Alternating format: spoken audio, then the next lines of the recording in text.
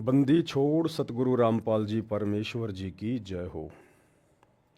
परमपिता परमात्मा सारी सृष्टि के रचनहार, कुल मालिक, असंख्य ब्रह्मांडों के स्वामी, जगत गुरु, तीनों लोकों में प्रवेश करके सबका भरण पोषण करने वाले, राजाधिराज, आत्माधार, नाथों के नाथ, देवों के देव महादेव, सर्वेश्वर महेश्वर, मृत्युंजय, अजरो अमर, आदि अनादि, सनातनी प्रभु, जगत पिता जगदीश्वर, श्री श्री 1008 की उपाधि के वास्तविक अधिकारी, अकाल मूरत शब्द स्वरूपी राम वासुदेव, सर्वगतम ब्रह्म, परम पूज्य, प्रथम पूज्य, परम संत, परम पुरुष, परम धनी, परम दयालु, सत्य कबीर, हक्का कबीर, अल्लाहु कबीर, अल्लाहु अकबर, बाखबर, अल्लाह ताला, जगत के तारणहार, जगत के मुक्तिदाता, जगत के जगन्नाथ, हारे के सहारे, हिंदुओं के राम, मुसलमानों के अल्लाह, सिखों के वाहिगुरु, ईसाइयों के मसीह, दया के सागर दयानिधि, करुणा के सागर करुणानिधि,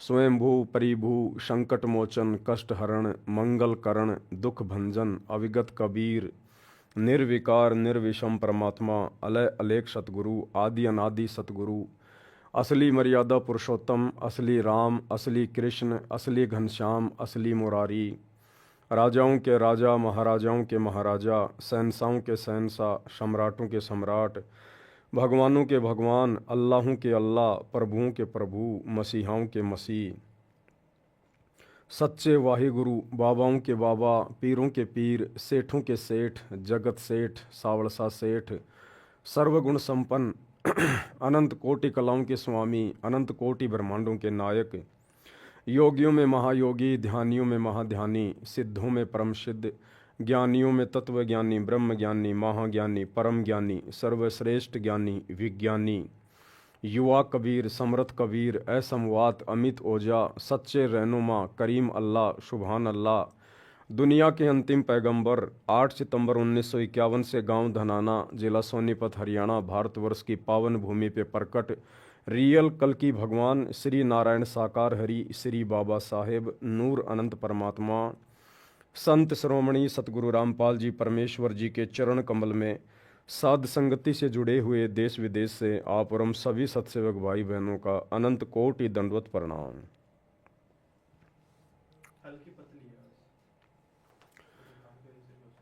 सत्साई भाई और बहनों, दया परमपिता परमेश्वर जी की, सारी सृष्टि के सर्जनहार, सारी सृष्टि के रचयिता सतगुरु रामपाल जी भगवान की, जिनके शुभ आशीर्वाद से, विशेष आशीर्वाद से आप और हम सभी सत्सेवक भाई बहन साध संगति से जुड़कर गुरु को परमात्मा मान के, ज्ञान को आधार बना के, भक्ति मार्ग पर हर प्रकार से मर्यादाओं में रहते हुए दृढ़ता के साथ निरंतर आगे की ओर बढ़ रहे हैं। भाई और बहनों, थोड़ा सा आवाज़ को लेकर बता दीजिएगा। जो भाई बहन लाइव जुड़े हैं, दास की आवाज़ को लेकर अगर आवाज़ में कोई प्रॉब्लम हो, कोई दिक्कत हो तो आप जी एक बार बता दीजिएगा। अगर सही आ रही है तो ठीक है, एक बार कोई भी भाई बहन कमेंट्स कर दो एक बार बस।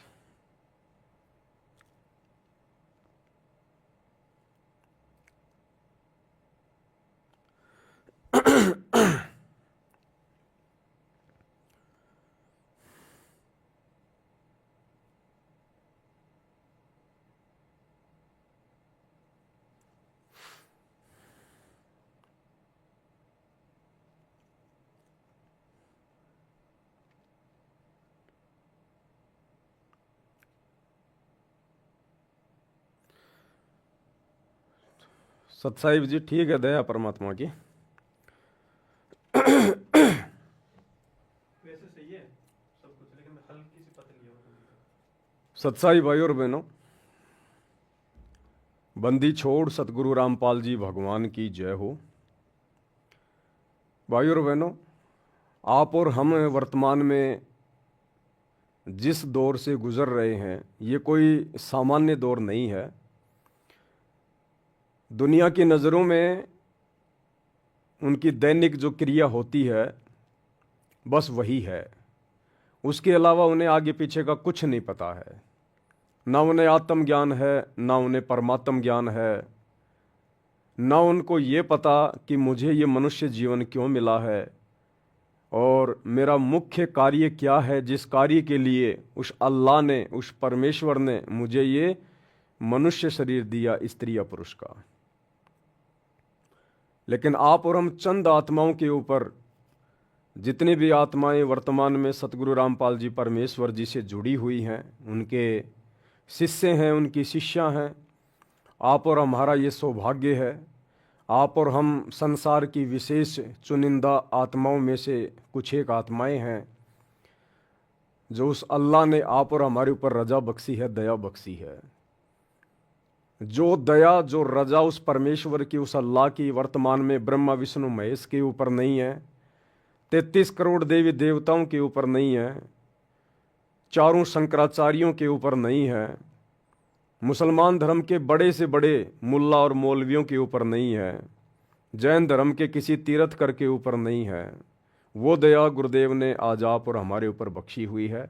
और इस बात का पता लोगों को 2028 के आसपास चलेगा, जब ये परमात्मा सतगुरु रामपाल जी भगवान, दुनिया जिन्हें कल्कि के नाम से यूट्यूब पे ढूंढ रही है, दुनिया भर के भविष्य वक्ता जिनके विषय में भविष्यवाणियां कर रहे हैं, लेकिन वो खोज नहीं पा रहे, सर्च नहीं कर पा रहे कि वास्तव में वो कल्कि है कौन। तो इस दुनिया को उस समय पता चलेगा जब ये कल्कि भगवान, ये सतगुरु रामपाल जी भगवान 2028 के आसपास अचानक से दुनिया के सामने प्रकट होंगे, जैसे नरसिंह खंबा फाड़ के अचानक से प्रकट हुआ था। तो हम आत्माओं ने दुनिया वालों को देखकर या दुनिया वालों की बातें सुनकर हमने अपने मनोबल को कमजोर नहीं करना है। हमारी समझ में आ गया है कि परमात्मा कौन है, भगवान कौन है, अल्लाह कौन है। ये हिंदू, मुस्लिम, सिख, ईसाई ये खाली फालतू में मंदिरों में, चर्चों में, गुरुद्वारों में, मस्जिदों में जा जाकर चिल्लाते हैं, लेकिन वहाँ भगवान नहीं है, अल्लाह नहीं है, वाहिगुरु नहीं है, मसीहा नहीं है। वो अल्लाह, वो परमात्मा, वो सतगुरु कोई जानवर नहीं है, कोई पशु नहीं है जो मुल्ला मौलवी पंडित काजी या कोई भी पाठी या कोई भी पास्टर पोप पादरी उसे रस्से से बांधकर और उस मंदिर मस्जिद में, चर्च या गुरुद्वारे में रख लेगा। वो तो सर्वंग है, सर्वंग रमता राम है। उसकी शक्ति, उसकी सत्ता, उसका वास सृष्टि के कण कण में है। तो आज आप और हमें पता चल चुका है उस परमेश्वर की दया से, उसकी रजा से, क्योंकि वो खोजने से नहीं मिलता, उसकी पहचान कोई इंसान नहीं कर सकता। आना भाई, देखना एक बार ये।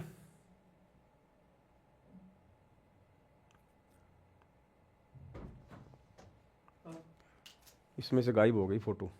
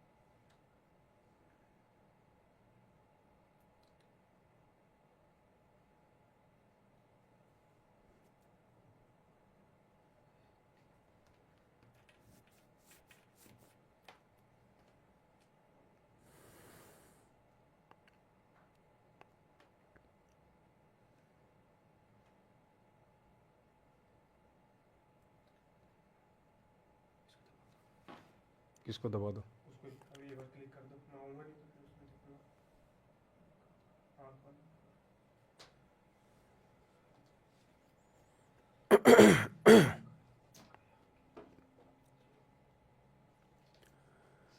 वो परमात्मा, वो अल्लाह जिसके ऊपर रजा करता है, दया करता है, जिस पर वो प्रसन्न होता है, उन्हीं आत्माओं को अपनी पहचान करवाता है।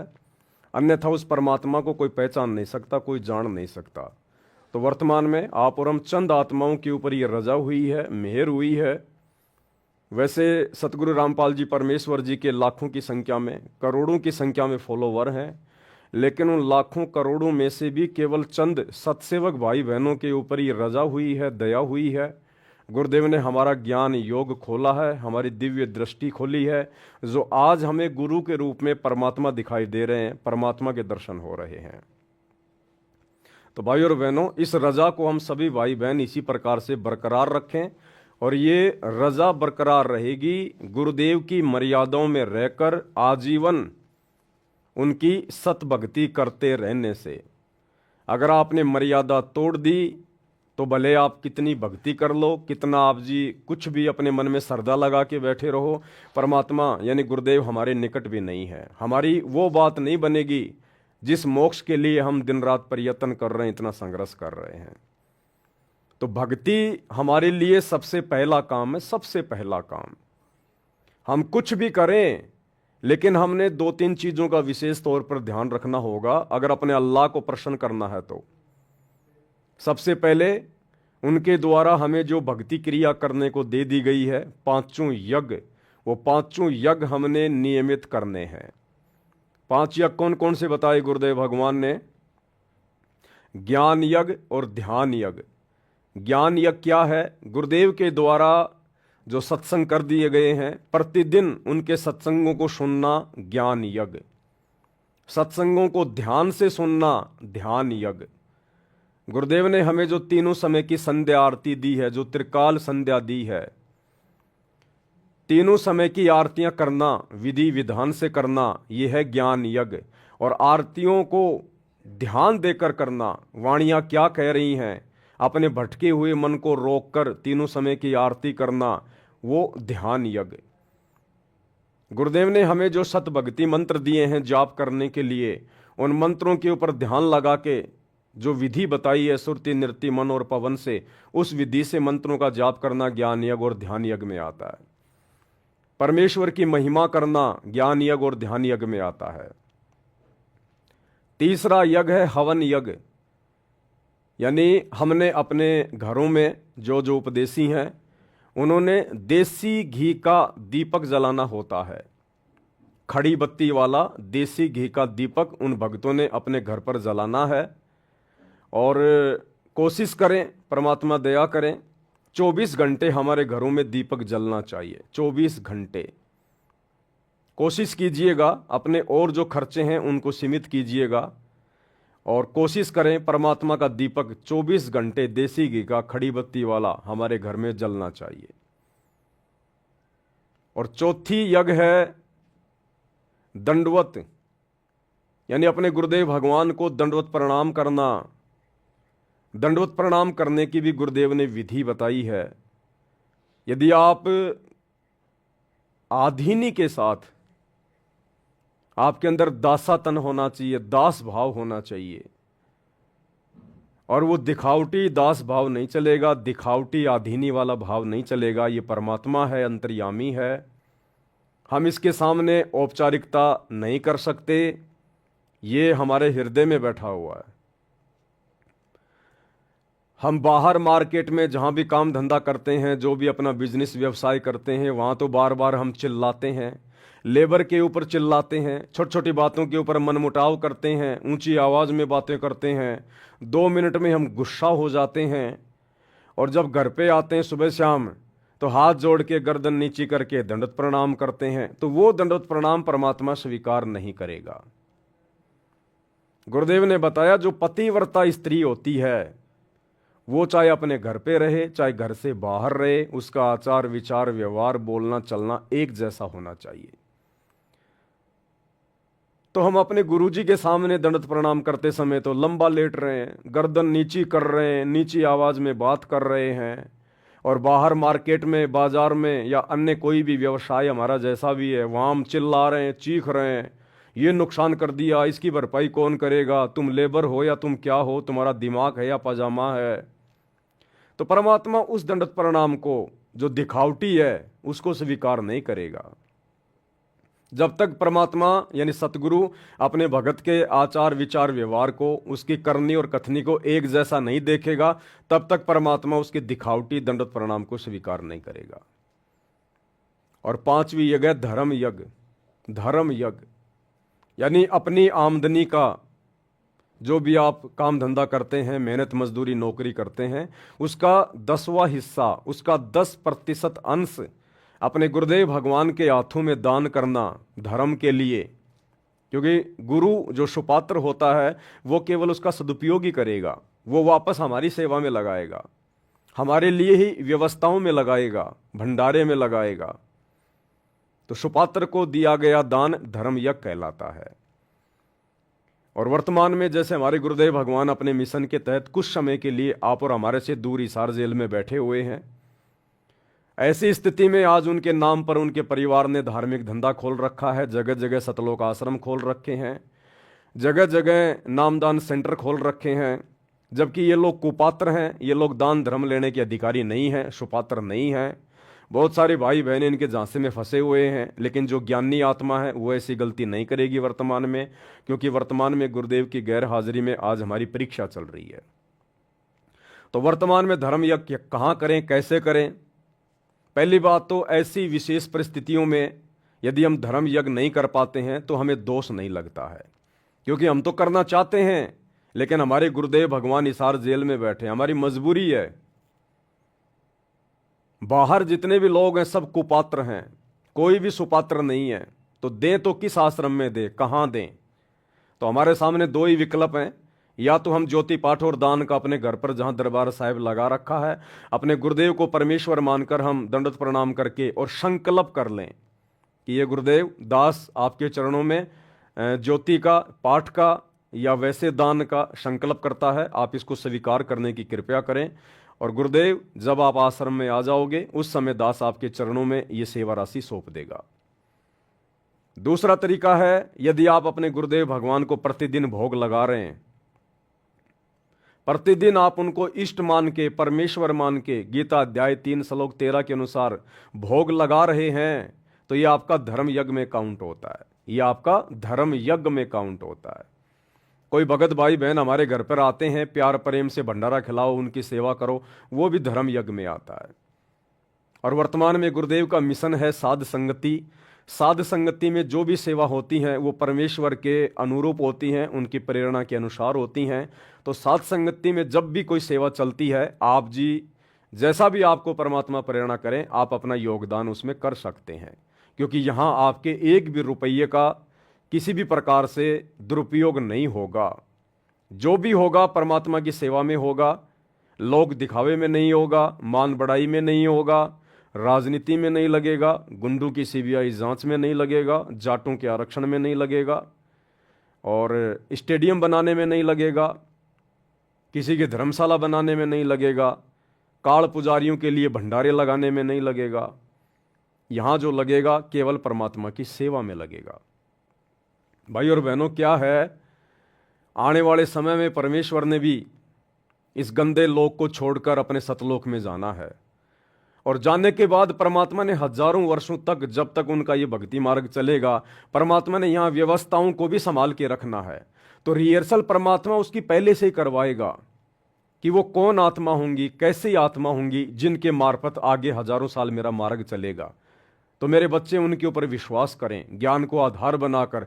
तो परमेश्वर वर्तमान में साध संगति के माध्यम से उस आने वाले समय की रिहर्सल करवा रहे हैं कि आने वाले समय में किस प्रकार से भगत आपस में दान धर्म करेंगे, और किस प्रकार सोच समझ के करेंगे, और सुपात्र को करेंगे, और जिसको दिया जाएगा वो कितना योग्य है, कितना अयोग्य है। तो वर्तमान में ये परीक्षा चल रही है। इस पैसे का दुरुपयोग दास भी कर सकता है, कोई बड़ी बात नहीं है। जो भी भाई बहन दास के पास सेवा भेजते हैं, अब उनको तो नहीं पता कि दास वो पैसा कहाँ कहाँ खर्च करेगा, क्या क्या करेगा। वो आत्माएं अपने गुरुदेव को आधार मानकर और विश्वास करके, जो उन्होंने देखा है सुना है साथ संगति में, वो विश्वास करके सेवा भेजती है दास के पास में। अब दास यदि निकम्मापन कर दे गुरुदेव के बेटा बेटी भाई बंधु रिश्तेदारों की तरह, इन आश्रम वालों की तरह, तो मेरे एक के कारण कितनी हजारों आत्माएं परमात्मा की दोषी हो जाएंगी। इसलिए भाई और बहनों, दास ये गलती नहीं कर सकता, और जब तक इस दास की श्वासें शरीर में हैं तब तक नहीं करेगा। क्योंकि मुझे परमात्मा ने धर्म कर्म के बारे में, लाभ हानि के बारे में, उचित अनुचित के बारे में, भक्ति मार्ग पे क्या उचित है क्या अनुचित है, सब कुछ समझा दिया है। तो दास ये गलती नहीं कर सकता। और जिस आत्मा को अपने आत्म कल्याण की चिंता हो जाएगी, जिस आत्मा को सतगुरु का ये भक्ति मार्ग अच्छे से समझ में आ जाएगा, वो आत्मा तो फिर वैसे भी गलती नहीं करेगी। वो चाहे कितने भगत हो, कैसा ही भगत हो, कोई भी भगत हो, जिसको एक बार इस काललोक के दुखों के विषय में पता चल गया, जानकारी हो गई, और सतगुरु कितनी अनमोल वस्तु है, कितनी बेशकीमती वस्तु है, ये अल्लाहु अकबर अल्लाहु कबीर युगों बाद में धरती पे उतरा है, जिसको इस बात की जानकारी हो गई, वो आत्मा फिर गलती नहीं कर सकती। वो चाहे पवन दास हो या चाहे मेरे जैसे लाखों करोड़ों भाई बहन हो। तो आने वाले समय में किस प्रकार से परमेश्वर की व्यवस्थाएं चलेंगी, आज हिसार जेल में बैठ के परमात्मा उन सब की रिहर्सल देख रहा है। तो ये पांचों यज्ञ हमने नियमित रूप से करनी है। उसके बाद गुरुदेव भगवान के जो नियम हैं, जो मर्यादाएं हैं, हमने उनका प्रत्येक का अनुसरण करना है, फॉलो करना है। एक भी मर्यादा ना टूट जाए गुरुदेव भगवान की। हमारी छोटी सी किसी भी कमजोरी के कारण हमारे गुरुदेव को जरा सा भी कष्ट ना पहुंचे, हमने इस बात का भी पल पल ध्यान रखना है। तो भाई और बहनों, ये जो विशेष दया, विशेष मेहर इस पूरे विश्व में, पूरी कायनात में, पूरी सृष्टि में, जो वर्तमान में उस कल की भगवान ने, अल्लाहु कबीर ने, भगवानों के भगवान ने, सतगुरु रामपाल जी परमात्मा ने जो बख्शी हुई है, केवल हम चंद सत्सेवक भाई बहनों के ऊपर बख्शी हुई है। तो आप और हमारा भी फर्ज बनता है, कर्तव्य बनता है कि हम अपने गुरुदेव भगवान की उम्मीदों को ना तोड़ें। अगर गुरुदेव ने हमारे ऊपर विश्वास किया है इस पूरी सृष्टि में, तो हम उनके विश्वास के ऊपर खरे उतरें। तो इसी कड़ी में आगे कुछ बातें हैं जो आप भाई बहनों के साथ में शेयर करनी है। परमात्मा ने कुछ संदेशे दिए हैं, दास ने ज्ञान आधार से उन संदेशों के ऊपर विचार किया, तो मुझे लगा कि वास्तव में ये संदेशा परमेश्वर की तरफ से है और ये सभी भाई बहनों तक पहुंचना चाहिए। वैसे तो दास जूली बहन के माध्यम से जो ऑडियो मेरे पास आती हैं, मैं आप लोगों को भेजता रहता हूं, लेकिन कुछ एक ऑडियो होती हैं जिनको मैं साइड में रख लेता हूं, आप भाई बहनों को नहीं भेजता, क्योंकि उन ऑडियो को यदि डायरेक्ट भेजा जाएगा तो आप समझ नहीं पाओगे, और उनमें एक संदेश छुपा होता है। तो फिर वो संदेश आपको समझाने के लिए दास फिर लाइव आता है। तो भाई और बहनों, वर्तमान में दंडवत प्रणाम को लेकर गुरुदेव भगवान ने कुछ आदेश दिए हैं परमात्मा ने, और ये बिल्कुल सत्य बात है। अब हमने प्रत्येक क्रिया को करते समय अपने गुरुदेव को परमात्मा मानकर, परमात्मा समझकर करनी होगी। दंडवत तो सभी भाई बहन करते हैं, आश्रमों से जुड़े भाई बहन भी दंडवत प्रणाम कर रहे हैं, सत्सेवक भाई बहन भी दंडवत प्रणाम कर रहे हैं। सत्सेवक भाई बहन जो दंडवत प्रणाम करते हैं वो विधि विधान अनुसार करते हैं, लेकिन इसके बावजूद हमें और बहुत सारी बातें उसमें ऐड करनी है जो हमारे भाव को बढ़ाएंगी, हमारी श्रद्धा को बढ़ाएंगी। क्योंकि दंडवत प्रणाम शांति से किया जाता है। दंडवत प्रणाम कोई चलते फिरते करने की चीज नहीं है। हम जिनको दंडवत प्रणाम कर रहे हैं वो कोई आम वस्तु नहीं है, कोई सामान्य संत या व्यक्ति नहीं है, कोई तीन लोक का भगवान नहीं है। तो दंडवत प्रणाम करते समय हमने कितनी स्थिरता, कितना धैर्य, कितना ठहराव, कितनी शांति अपने अंदर लेकर आनी पड़ेगी। दरबार में गए, दंडवत प्रणाम किया, दिमाग में क्या चल रहा है फटाफट, अब बस किया दंडवत प्रणाम, उठ गए और चले गए। अब ये नहीं चलेगा। हमें परमात्मा पीएचडी की पढ़ाई करवा रहे हैं, पीएचडी की पढ़ाई सत्सेवकों को। अब हमने हर चीज में ठहराव लाना पड़ेगा। हम सत्सेवकों के जीवन में जल्दबाजी बिल्कुल भी नहीं होनी चाहिए, क्योंकि जो भगत होता है, भक्ति से परिचित होता है, सतगुरु से परिचित होता है, वो ऐसा कोई काम करेगा ही नहीं जो काम जल्दबाजी का हो या भगत को टेंशन में डाल दे, जल्दबाजी में डाल दे। तो फिर हमने कोई भी भक्ति क्रिया करते समय, वो चाहे तीनों समय की आरती करना हो, चाहे गुरुदेव के सत्संग सुनने हो, चाहे गुरुदेव को दंडवत प्रणाम करना हो, हमने जल्दबाजी बिल्कुल भी नहीं करनी है। हमने इसको त्यागना है, चाहे हमारा कितना ही अर्जेंट काम क्यों ना पड़ा हो, चाहे करोड़ों रुपये का काम क्यों ना बिगड़ना हो, लेकिन ये अरबों खरबों का कार्य जो भक्ति है, इसको हमने प्रथम महत्व देना है। तभी हमारे गुरुदेव भगवान रीझेंगे, हमसे प्रसन्न होंगे, खुश होंगे। तो शुरुआत करता हूं जूली बहन के द्वारा भेजी गई एक ऑडियो से। इस ऑडियो के माध्यम से परमात्मा ने क्या संदेशा दिया है, पहले हम पूरी ऑडियो सुनेंगे। ये 8 मिनट 20 सेकंड की ऑडियो है। उसके बाद परमात्मा दया करेंगे, जहां जहां आवश्यकता होगी दास सभी भगत भाई बहनों को बताएगा कि परमेश्वर की ओर से क्या आदेश है। और देखो, आप सभी भाई बहन जो भी हैं साथ संगति से जुड़े हुए हैं, वैसे तो आप लोग सभी ज्ञानी हो, विद्वान हो, परमात्मा ने सबको हंस बना दिया है। आपने ना ही तो आंख बंद करके मुझ पवन दास की किसी बात पे यकीन करना है, ना ही जूली बहन की ऑडियो पे या किसी अन्य भगत के द्वारा निकट भविष्य में जो संदेशा दिया जाए, हमने आंख बंद करके किसी भी बात पे यकीन नहीं करना, विश्वास नहीं करना, वरना हम मार खा जाएंगे। हमने साथ साथ इन बातों का ध्यान रखना है। परमात्मा ने चाहे किसी को भी निमित्त बनाया हो, लेकिन वो निमित्त करता एक जीव है, 2 कोटि का प्राणी है। वो हमारा सतगुरु नहीं है, वो भगवान नहीं है। क्या पता परमात्मा उस निमित्त कर्ता से जानबूझ के गलती करवा दे, आम संगत की परीक्षा लेने के लिए, कि बाकी लोग जो उसको सुनते हैं, उसको देखते हैं, वो लोग ज्ञान आधार से विचार करते हैं या मेरे निमित्त कर्ता की प्रत्येक बात पर आंख बंद करके भेड़ चाल में चलते हुए विश्वास कर रहे हैं। तो क्या पता परमात्मा ही दास से गलती करवा के, कुछ गलत शब्दों का प्रयोग करवा के या ज्ञान विरुद्ध संदेशा दिलवा के आप भाई बहनों की परीक्षा ले रहे हो, और आप जी बस पवन भाई ने बोल दिया, पवन भाई ने बोल दिया, और विचार अगर नहीं किया तो आप जी परमात्मा की परीक्षा में फेल हो जाओगे। क्योंकि दास का शुरू से यह मकसद रहा है, और इसीलिए दास को परमात्मा ने हमेशा से सहारा दिया है। क्योंकि मेरे मन में कोई छल कपट नहीं है, कोई राग द्वेष ईर्ष्या नहीं है, मेरे मन में कोई लोभ लालच या कोई स्वार्थ नहीं है। मैं संगत को ठगूं, संगत से पैसा हड़पूं, उस पैसे से मैं कोई बिजनेस खोलूं, मेरी ऐसी कोई भावना शुरू से ही इस भक्ति मार्ग पर नहीं रही है। इसलिए परमात्मा ने इस कुत्ते को निमित्त बनाया है। और अब इतना ज्ञान दे दिया भगवान ने, अपनी बिल्कुल पहचान करवा दी। अब भी यदि कोई व्यक्ति अगर इस परमात्मा से धोखा करने की सोचेगा, तो उससे बड़ा गधा फिर संसार में कोई दूसरा नहीं है। तो परमेश्वर ने क्या कुछ संदेशा भिजवाया है, इसीलिए पहले दास आपको सुनाता है। दास डायरेक्ट कोई आदेश आप लोगों के ऊपर नहीं थोपता है, ना मैं कोई आदेश देने का अधिकारी हूं। जो संदेशे आते हैं मैं तो आप सभी भाई बहनों के सामने रख देता हूं।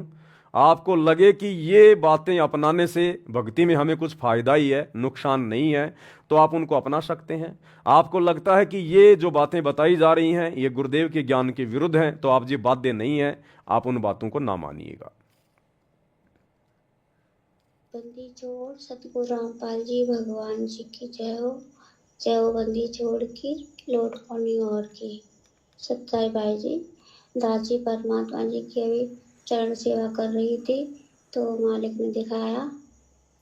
जी ने दिखाया जैसे कि 1998-99 के सत्संग है ना परमात्मा के, जो परमात्मा जा रहे थे की नाम मगर बेहाना सतगुरु वो शब्द गाते हैं, उसमें सभी भाई बहन परमात्मा के पीछे पीछे चलते हैं, परमात्मा जी आगे आगे चलते हैं। वही स्वरूप है मालिक का, उसी तरह से जा रहे। पर जहाँ परमात्मा जा रहा है उसके पीछे, परमात्मा जी के पीछे जो भगत भाई हैं वो पहले वाले नहीं, वो सभी सत्सेवक भाई बहन हैं। परमात्मा जी के साथ जा रहे तो परमात्मा जी गए वहाँ पे एक स्टेज बना बहुत बड़ा, बहुत बड़े बड़े साउंड लगे हुए हैं और परमात्मा जी स्टेज पे खड़े हो गए और सबकी जनता नीचे है। तो परमात्मा जी कह रहे हैं आप लोगों को पता बच्चों, पुण्यात्माओं, परमात्मा को दंडवत प्रणाम कैसे करते हैं? तो सभी भाई बहन तो बोल दिए हाँ पता है। तो बताओ कि पहले मंत्र करते हैं फिर परमात्मा को दंडवत प्रणाम करते हैं।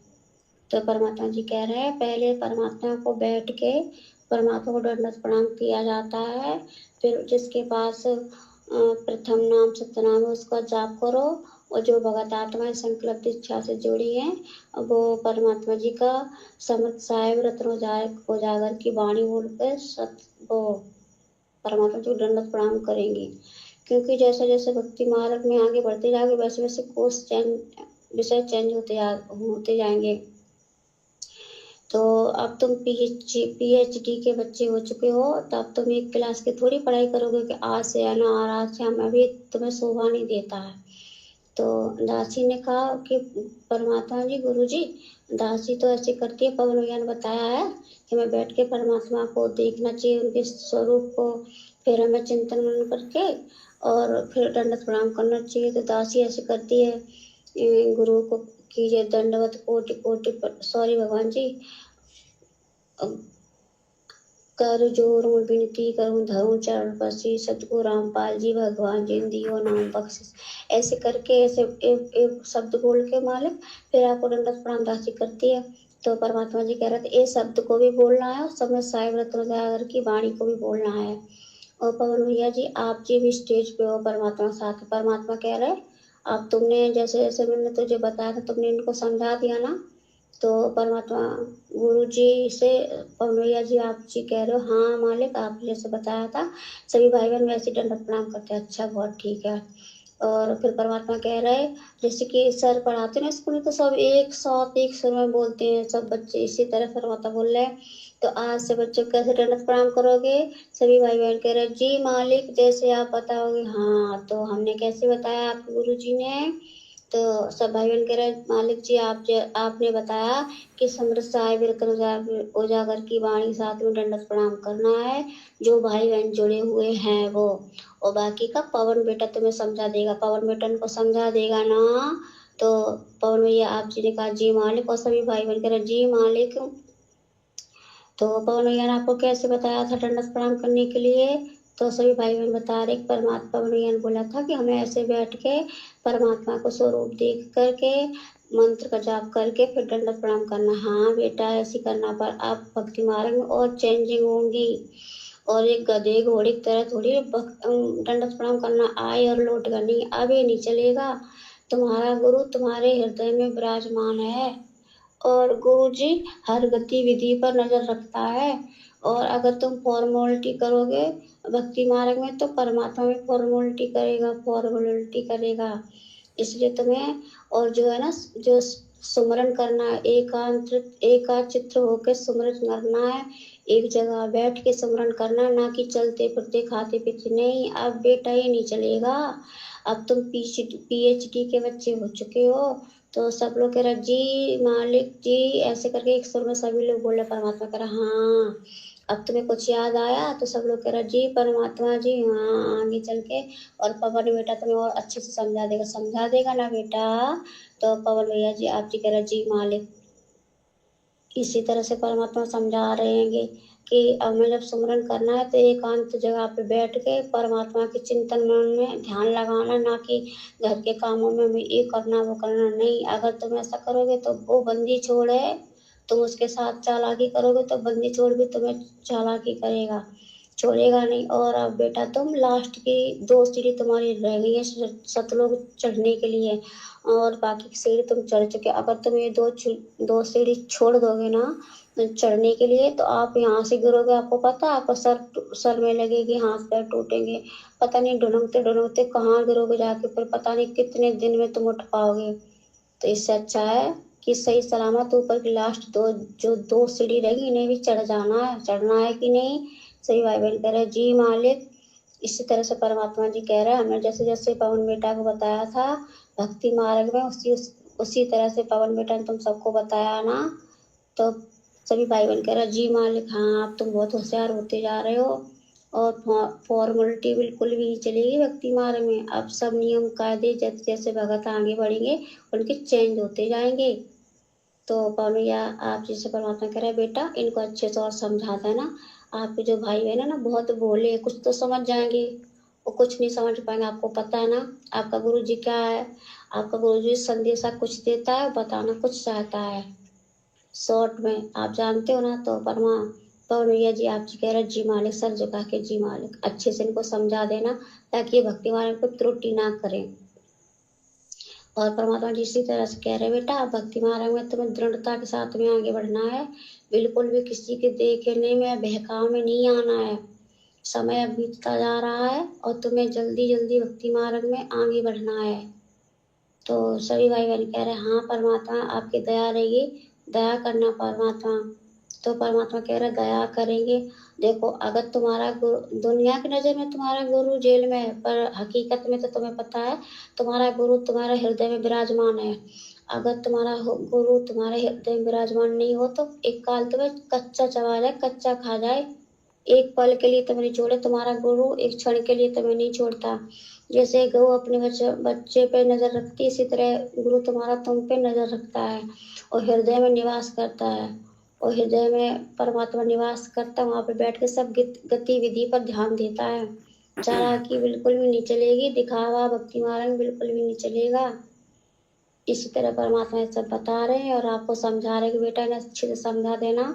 अब आप जो भक्ति मार्ग में जो भी बच्चे हैं अब नियम चेंज होंगे और जो संकल्प दीक्षा से हैं वो ऐसी मतलब परमात्मा दंडवत प्रणाम करेंगे। पहले समरस साहिब की वाणी बोलेंगे फिर दंडवत प्रणाम करेंगे। उससे पहले तो मतलब जो बोलते हैं ना कर जोरों विनती करूं धरूं चरण पसी से ये वाणी भी बोलनी है, उसके बाद समरस साई वाली भी बोलनी है। और इस वाणी को पवन बेटा और अच्छे से तुम सबको समझा देगा। इसी तरह से परमात्मा कह के और सबको आशीर्वाद दे के और फिर परमात्मा जी चले गए। और आप जी ने फिर वो मतलब ले ली किताब सी, उसमें आप मतलब सबके नंबर ऐड कर रहे हो, तो लिख रहे हो किस किस को समझाना है किस किस को नहीं। बस इतना ही परमात्मा जी ने दिखाया है। बंदी छोड़ सतगुरु रामपाल जी भगवान जी की जय हो। सच्चाई भाई और बहनों, संदेशा आप सभी ने सुन लिया है। संदेशा परमात्मा की तरफ से है, क्योंकि दास भी ऐसा वैसा कोई संदेशा आप जियों को नहीं देगा जो हमारे किसी मतलब का ना हो। अब ये क्या है भाई और बहनों, परमात्मा चाहते हैं कि जो आत्माएं चुन ली गई हैं, जिन आत्माओं को सेलेक्ट कर लिया गया है सतलोक के लिए साथ संगति से जोड़कर, आने वाला समय खराब है, विनाशकारी है, परेशानी सब पे आएगी। तो उस समय से पहले पहले आत्माओं को और अधिक चार्ज किया जाए, उनको दृढ़ किया जाए। अब आत्मा कैसे दृढ़ होगी, कैसे आत्मा चार्ज होगी?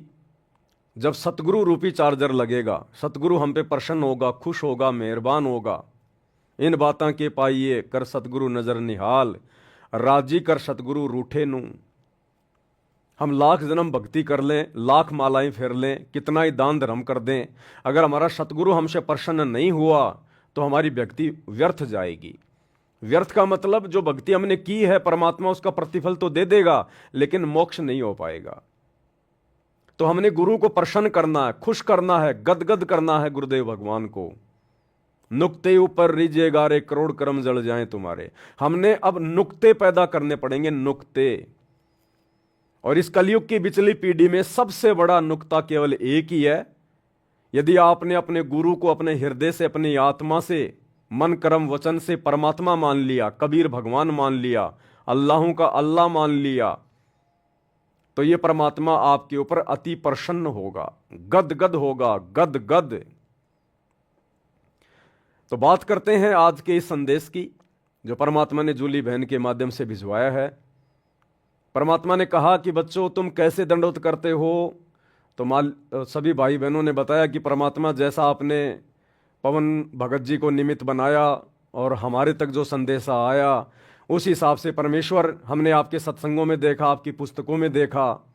जब नित्य नियम के ऊपर वीडियो बने तो हमारे गुरु भाई पवन ने दिखाया कि किस प्रकार से अष्ट अंग से दंडवत प्रणामा संध्या प्राप्त करें निष्कामा, दंडवत प्रणाम कैसे किया जाता है, कैसे और कौन कौन से मंत्रों का जाप किया जाता है, किस विधि से किया जाता है। तो गुरुदेव बड़े प्रसन्न हुए और गुरुदेव ने कहा कि अब और थोड़ा आगे बढ़ना है। संकल्प वालों के लिए परमात्मा ने बताया कि संकल्प वाले जब भी अपने गुरुदेव को दंडवत प्रणाम करें, तो संकल्प वालों को नाम दीक्षा तो है नहीं, तो मंत्र तो उनके पास कोई है नहीं, तो गुरुदेव ने आदेश दिया है कि संकल्प वाले समर्थ साहेब रत्न उजागर सत्य पुरुष मेरे सुख के सागर, ये जो वाणी है परमात्मा की, ये जो 8 वाणियां हैं, ये गुरुदेव की विशेष महिमात्मक वाणियां हैं। जब हमने कबीर सागर के सरलार्थ के ऊपर वीडियो बनवाए, जब दास ने वीडियो बनाए, तो उस समय भाई और बहनों पेज नंबर 480 या 82, दास को एग्जैक्ट ध्यान नहीं है, तो उसमें जिक्र आया था कि ये जो वाणियां हैं समर्थ साहिब रत्न उजागर, ये जो 8 वाणियां हैं जो संध्या आरती में भी आती हैं, ये भगवान की महिमा की विशेष वाणियां हैं। इन वाणियों को गाने से, श्रद्धा के साथ में गाने से, इनका भी एक फॉर्मूला है। वैसे आप हर किसी के सामने गाओगे, ये वाणियां काम नहीं करेंगी। जो इन वाणियों के लिए अधिकारी है, उसके सामने यदि आप उसको टारगेट करके इन वाणियों को गाओगे, तो ये वाणियां अपना काम करेंगी, वैसे काम नहीं करेंगी ये वाणियां। अब आप डीजल की गाड़ी में पेट्रोल डालोगे, भले पेट्रोल डीजल से महंगा है, लेकिन वो गाड़ी नहीं चलेगी, वो गाड़ी उल्टा खराब हो जाएगी। गाड़ी भी पेट्रोल की होनी चाहिए और फिर उसमें पेट्रोल ही डलना चाहिए। तो हम जिसके लिए ये महिमातक वाणियां गा रहे हैं, वो भगवान कौन है, वो अल्लाह कौन है, वो परमात्मा कौन है, हमारा टारगेट ये होना चाहिए। अब आप जी दंडवत प्रणाम तो कर रहे हो अपने गुरु जी को, सतगुरु रामपाल जी को, और सामने दरबार में फोटो लगी है दाढ़ी मूछ वाले नकली कबीर की, फर्जी कबीर की, मुर्दा कबीर की, तो वो आपका दंडवत प्रणाम आपके गुरुजी को स्वीकार्य नहीं होगा। क्यों? भले सामने आपके गुरुजी की फोटो भी है, लेकिन आपका टारगेट परमात्मा को लेकर कौन है? वो दाढ़ी मूछ वाली कबीर वाली फोटो। तो वो दंडवत प्रणाम आपके गुरुजी को स्वीकार्य नहीं होगा, बिल्कुल भी नहीं होगा। भाई और बहनों, ये छोटी मोटी बातें नहीं है। दास कोई अपनी तरफ से बनावटी नहीं कह रहा ये, और ना मुझे कोई शौक है, ना मुझे कोई शौक है आप भाई बहनों को बनावटी बातें कोई सुनाने का। सारी बातें गुरुदेव ने अपने सत्संगों में कह रखी हैं। 2014 बरवाला कांड से पहले परमात्मा ने हर प्रकार से हमारी शंकाओं का समाधान किया हुआ है, लेकिन उस समय हमारी बुद्धि ऑफ थी, हम गुरुजी को परमात्मा वाली दृष्टि से नहीं देख रहे थे, इसलिए हम उन वाणियों को समझ नहीं रहे थे, उन सत्संगों को हम समझ नहीं पाए। आज जब हमने गुरु को परमात्मा मान लिया और जिन जिन आत्माओं के सिर पे गुरुजी ने आशीर्वाद भरा हाथ रख दिया, आज उन आत्माओं को तमाम वाणियां बिल्कुल बखूबी समझ में आ रही हैं। तो जिसको दंडवत प्रणाम किया जाए, हमने उसको परमात्मा मानना पड़ेगा। हम दंडवत प्रणाम कर रहे हैं अपने गुरुजी को और परमात्मा मान रहे हैं दाढ़ी मूछ वाले मुर्दा कबीर को, तो वो दंडवत प्रणाम हमारे गुरुजी को स्वीकार नहीं होगा, चाहे कितने दंडवत प्रणाम कर लो। एक छोटा सा सत्संग गुरुदेव भगवान के मुख कमल से बिल्कुल क्लियर हो जाएगा, बिल्कुल क्लियर। ध्यान से सुन लीजिएगा आप एक बार। साहब कहते हैं, राम वियोगी ना जीवे और जीवत बौड़ा हो। राम से बिछड़ भगवान के सुख न देखने के बाद आदमी या तो जीवे नहीं, जीवेगा तो पागल हो जाएगा। तो वो दशा उस महापुरुष की हुई। तो दादू साहब जी बड़े होते गए, जो जो तब उन्होंने उस अमृतवाणी बोली, वह उनके चेलों ने लिखी गरीब दादू साहब जी के ने, और दादू जी के ग्रंथ में ये विद्यमान है वाणी। अब दादू जी क्या बताते हैं, थोड़ी सी महिमा परमात्मा की दादू जी के शब्दों से सुनाते हैं। ध्यान से। परमात्मा की, परमात्मा शब्द कहने से पाप कटने लग जाते हैं जीव के, लेकिन जो परमात्मा है उसको उद्देश्य बनाकर उसको परमात्मा कहा जाए, लेकिन जो परमात्मा है उसको उद्देश्य बनाकर उसको परमात्मा कहा जाए, लेकिन जो परमात्मा है उसको उद्देश्य बनाकर उसको परमात्मा कहा जाए। अब जैसे हम क्या कह रहे हैं गुरुजी? गुरुदेव भगवान कह रहे कि परमात्मा शब्द कहने मात्र से जीव के पाप कटने शुरू हो जाते हैं, परमात्मा कहने मात्र से। लेकिन वो पाप कटेंगे किसको? वो पाप कटेंगे कैसे? कटेंगे वो किसके पाप है? आप सामने कोई पत्थर की मूर्ति रख के परमात्मा परमात्मा करोगे, मुंह से बोलोगे, पाप नहीं कटेंगे। आप जो अपने मुख से परमात्मा शब्द कह रहे हो, भगवान शब्द कह रहे हो, ये कबीर शब्द कह रहे हो, तो सामने वो कबीर होना चाहिए। आप प्रार्थना कर रहे हो अपने गुरुजी से, सतगुरु रामपाल जी से, हे गुरुजी मेरे ऊपर दुख आ गया, हे गुरुजी मेरी दया करो, हे परमात्मा दया करो। आप प्रार्थना कर रहे हो गुरुजी से, लेकिन आपके दिलो दिमाग में परमात्मा की छवि है, वो दाढ़ी मूछ वाले कबीर की, नकली फोटो, दाढ़ी मूछ वाला नकली कबीर। तो असल में आपके पाप कर्म नहीं कटेंगे। थोड़ी बहुत को राहत मिल जाएगी आपके पिछले संस्कार की, वो अलग बात है, लेकिन मोक्ष के लिए आपके पाप कर्म नहीं कटेंगे। तो गुरुदेव कह रहे हैं कि परमात्मा शब्द कहने मात्र से आपके पाप कर्म जो है वो कटने शुरू हो जाएंगे। लेकिन सामने उसको टारगेट करके परमात्मा कहा जाए जिसको आप जी समझ रहे हैं। आप जो परमात्मा शब्द जिसके लिए प्रयोग जो कर रहे हैं ना, वो वास्तव में परमात्मा होना चाहिए। वैसे परमात्मा कहने से बात नहीं बनेगी। गुरुजी से कितनी प्रार्थना कर लो, कितनी मिन्नतें कर लो, बंदी छोड़, हे बंदी छोड़ गुरुजी, मेरे गुरुजी बंदी छोड़, मेरे गुरुजी कबीर भगवान। और यदि आपने अपने गुरु के अलावा किसी और को कबीर भगवान मान रखा है, तो भले आप अपने गुरुजी को कितना ही बंदी छोड़ कह लो, कितना ही कबीर जी कह लो, कितनी महिमा कर लो, आपका वो टारगेट पूरा नहीं होगा, आपके पाप कर्म नहीं कटेंगे, मोक्ष वाली बात नहीं बनेगी। क्या करें गुरुदेव, एक बार फिर से थोड़ा ध्यान से सुन लीजिएगा। तो साहिब जी के न और दादू जी के ग्रंथ में ये विद्यमान है वाणी। अब दादू जी क्या बताते हैं, थोड़ी सी महिमा परमात्मा की दादू जी के शब्दों से सुनाते हैं। परमात्मा की परमात्मा शब्द कहने से पाप कटने लग जाते हैं जीव के, लेकिन जो परमात्मा है उसको उद्देश्य बनाकर उसको परमात्मा कहा जाए, लेकिन जो परमात्मा है उसको उद्देश्य बनाकर उसको परमात्मा कहा जाए, लेकिन जो परमात्मा है उसको उद्देश्य बनाकर उसको परमात्मा कहा, लेकिन जो परमात्मा है उसको उद्देश्य बनाकर, टारगेट बनाकर उसको परमात्मा कहा जाए, तब हमारे पाप कर्म कटेंगे। तो हम तो 90% भाई बहन जो सतलोक आश्रमों से जुड़े हैं, हमारा जो टारगेट है, हमारा जो उद्देश्य है परमात्मा वाला, वो तो दाढ़ी मूछ वाले नकली कबीर का है। हम तो उस दाढ़ी मूछ वाले नकली कबीर को कबीर भगवान समझ रहे हैं, कबीर परमात्मा समझ रहे हैं, तो हमारे पाप कर्म नहीं कटेंगे। तो ये दया भी साध संगति से जुड़े हुए सत्सेवक भाई बहनों के ऊपर हुई है कि हमने अपने गुरुजी को ही कबीर भगवान मान लिया, कबीर परमात्मा मान लिया, तब जाकर हमारे पाप कर्म कटे हैं। अरे हमारे पाप कर्म कटे हैं तभी तो हमें गुरु में परमात्मा दिखाई दिया। हमारे पाप कर्म कटे हैं तभी तो आज हम निसंशय होके, दोष रहित होके और गुरु को परमात्मा मान के भक्ति कर रहे हैं। हमारे पाप कर्म कटे हैं तभी तो हमारे को ये दिव्य दृष्टि प्राप्त हुई है, हमारा ज्ञान योग खुला है कि आज हम नीर और खीर का निबेरा कर पा रहे हैं। हम देखा देखी में, भेड़ चाल में नहीं चल रहे, राजनेताओं की रैलियों में धक्के नहीं खा रहे, अपने दान धर्म का दुरुपयोग कुपात्रों को देके नहीं कर रहे इन आश्रमों में गुरु की गैर हाजिरी में, क्योंकि हमने अपने गुरु को परमात्मा मान के उनके साथ परमात्मा जैसा व्यवहार किया है, भक्ति कर रहे हैं।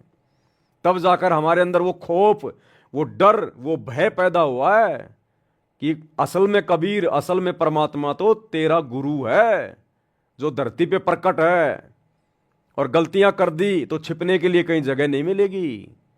तभी तो आज इतनी बड़ी रजा हुई है। ये साध संगति मिशन आज इतने साफ सुथरे तरीके से दिन ब दिन आगे की ओर बढ़ रहा है। परमात्मा की आत्माएं निर्विकार हो रही हैं, गुरु को परमात्मा मान के सारी क्रिया कर रहे हैं। तभी तो हम काम, क्रोध, लोभ, मोह, अहंकार जैसी भयंकर महाबीमारियों से दूर हो रहे हैं। तो ये दया अपरम सत्सेवक भाई बहनों के ऊपर।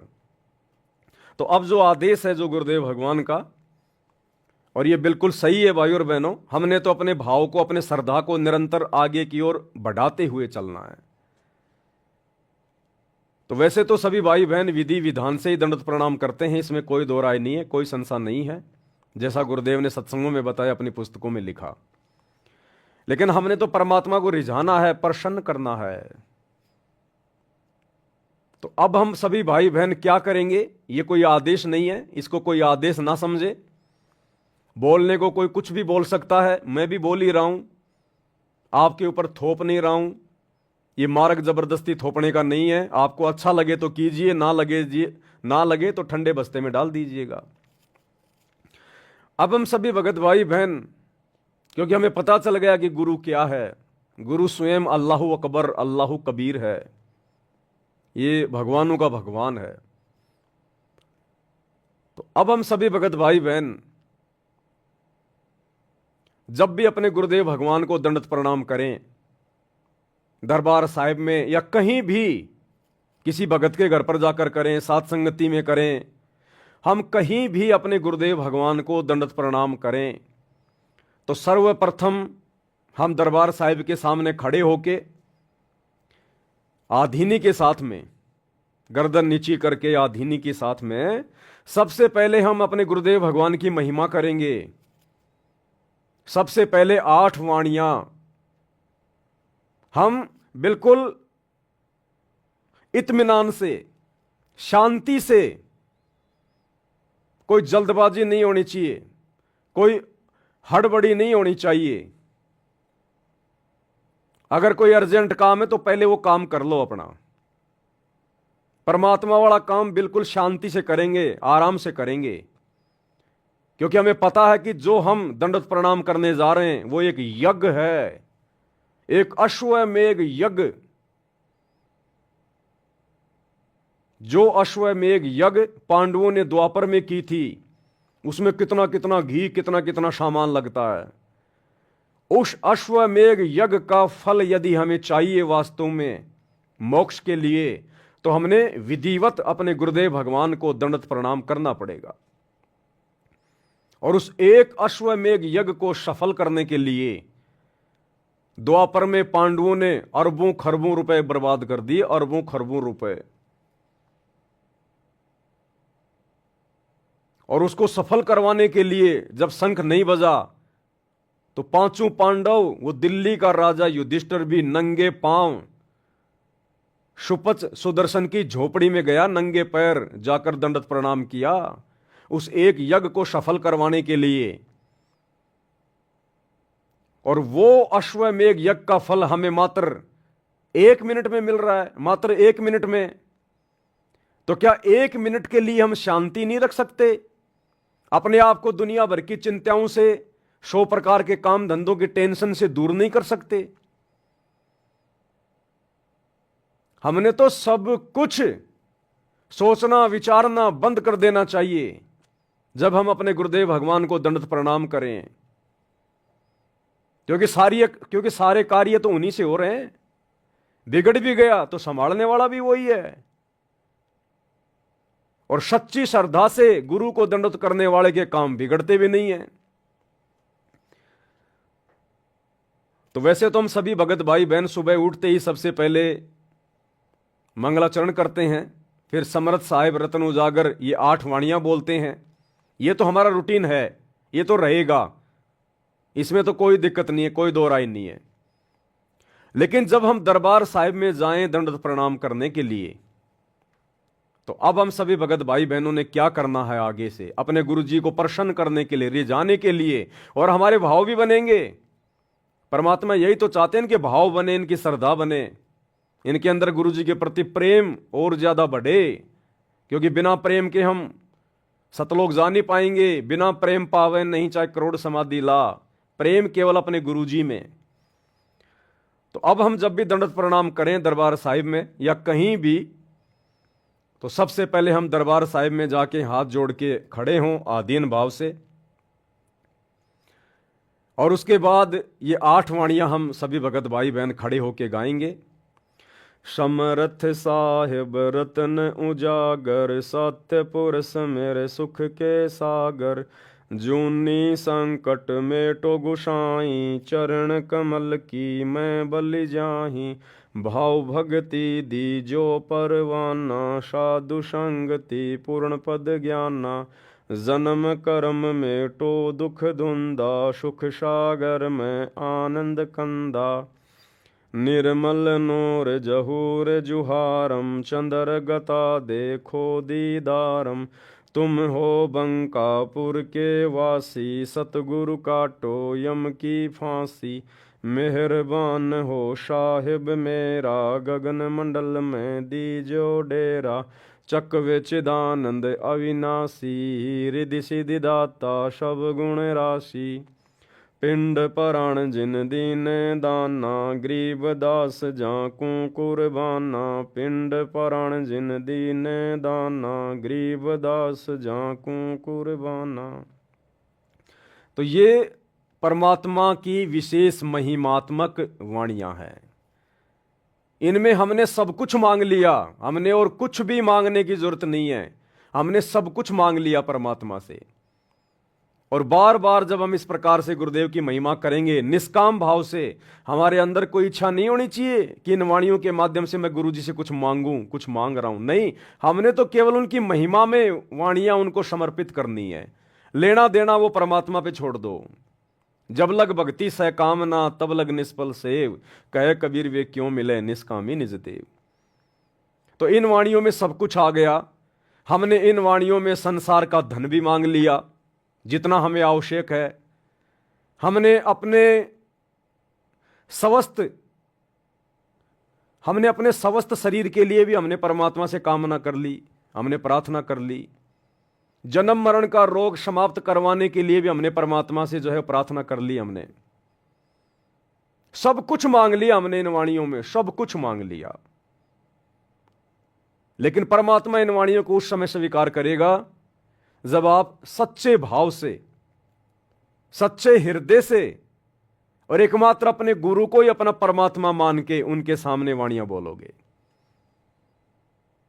अगर आपके दरबार साहिब में गुरु जी के अलावा दादा गुरु जी की फोटो रखी है, पंडित चिदानंद जी की फोटो रखी है, गरीबदास जी की फोटो रखी है, स्वामी रामदेवानंद जी की फोटो रखी है, तो ये वाणियां परमात्मा स्वीकार नहीं करेगा।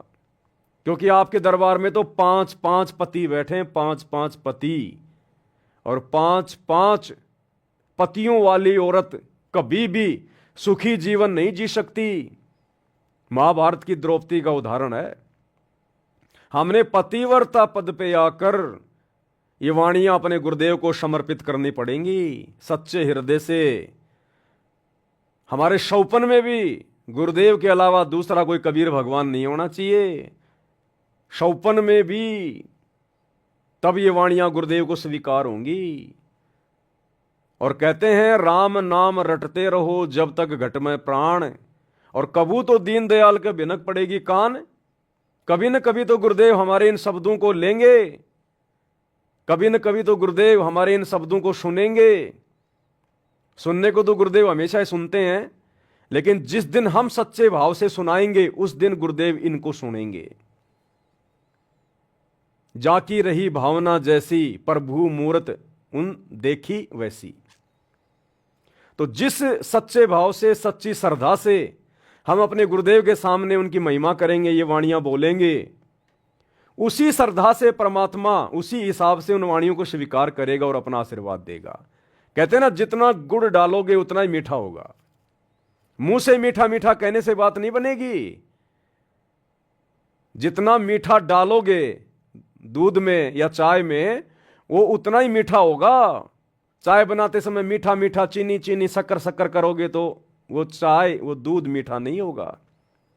तो मुंह से चाहे कितनी महिमा कर लो, कितनी वाणियां गा लो, कितना ही कुछ कर लो, जब तक अंदर से, हृदय से, आत्मा से गुरु को परमात्मा मान के हम ये वाणियां अपने गुरुदेव को समर्पित नहीं करेंगे, तब तक इन वाणियों को करने का कोई फायदा नहीं।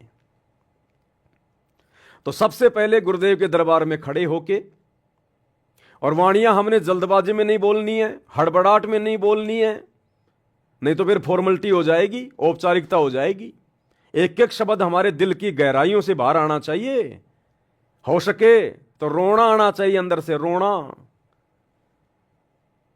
तो ये 8 वाणियां बोल के फिर जमीन पर जैसे हम दंडवत प्रणाम करने के लिए अपने घुटने टेकते हैं, वैसे ही हमने अपने घुटने जमीन पर टेक कर हाथ जोड़ के गुरुदेव के सामने बैठ जाना है।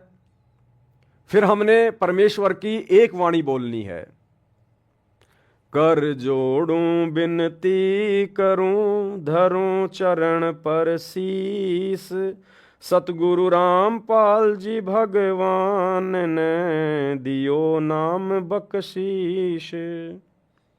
आगे आपकी मर्जी, आप 2 वाणियां बोलो, 3 वाणियां बोलो, 4 बोलो, वो आपकी मर्जी है।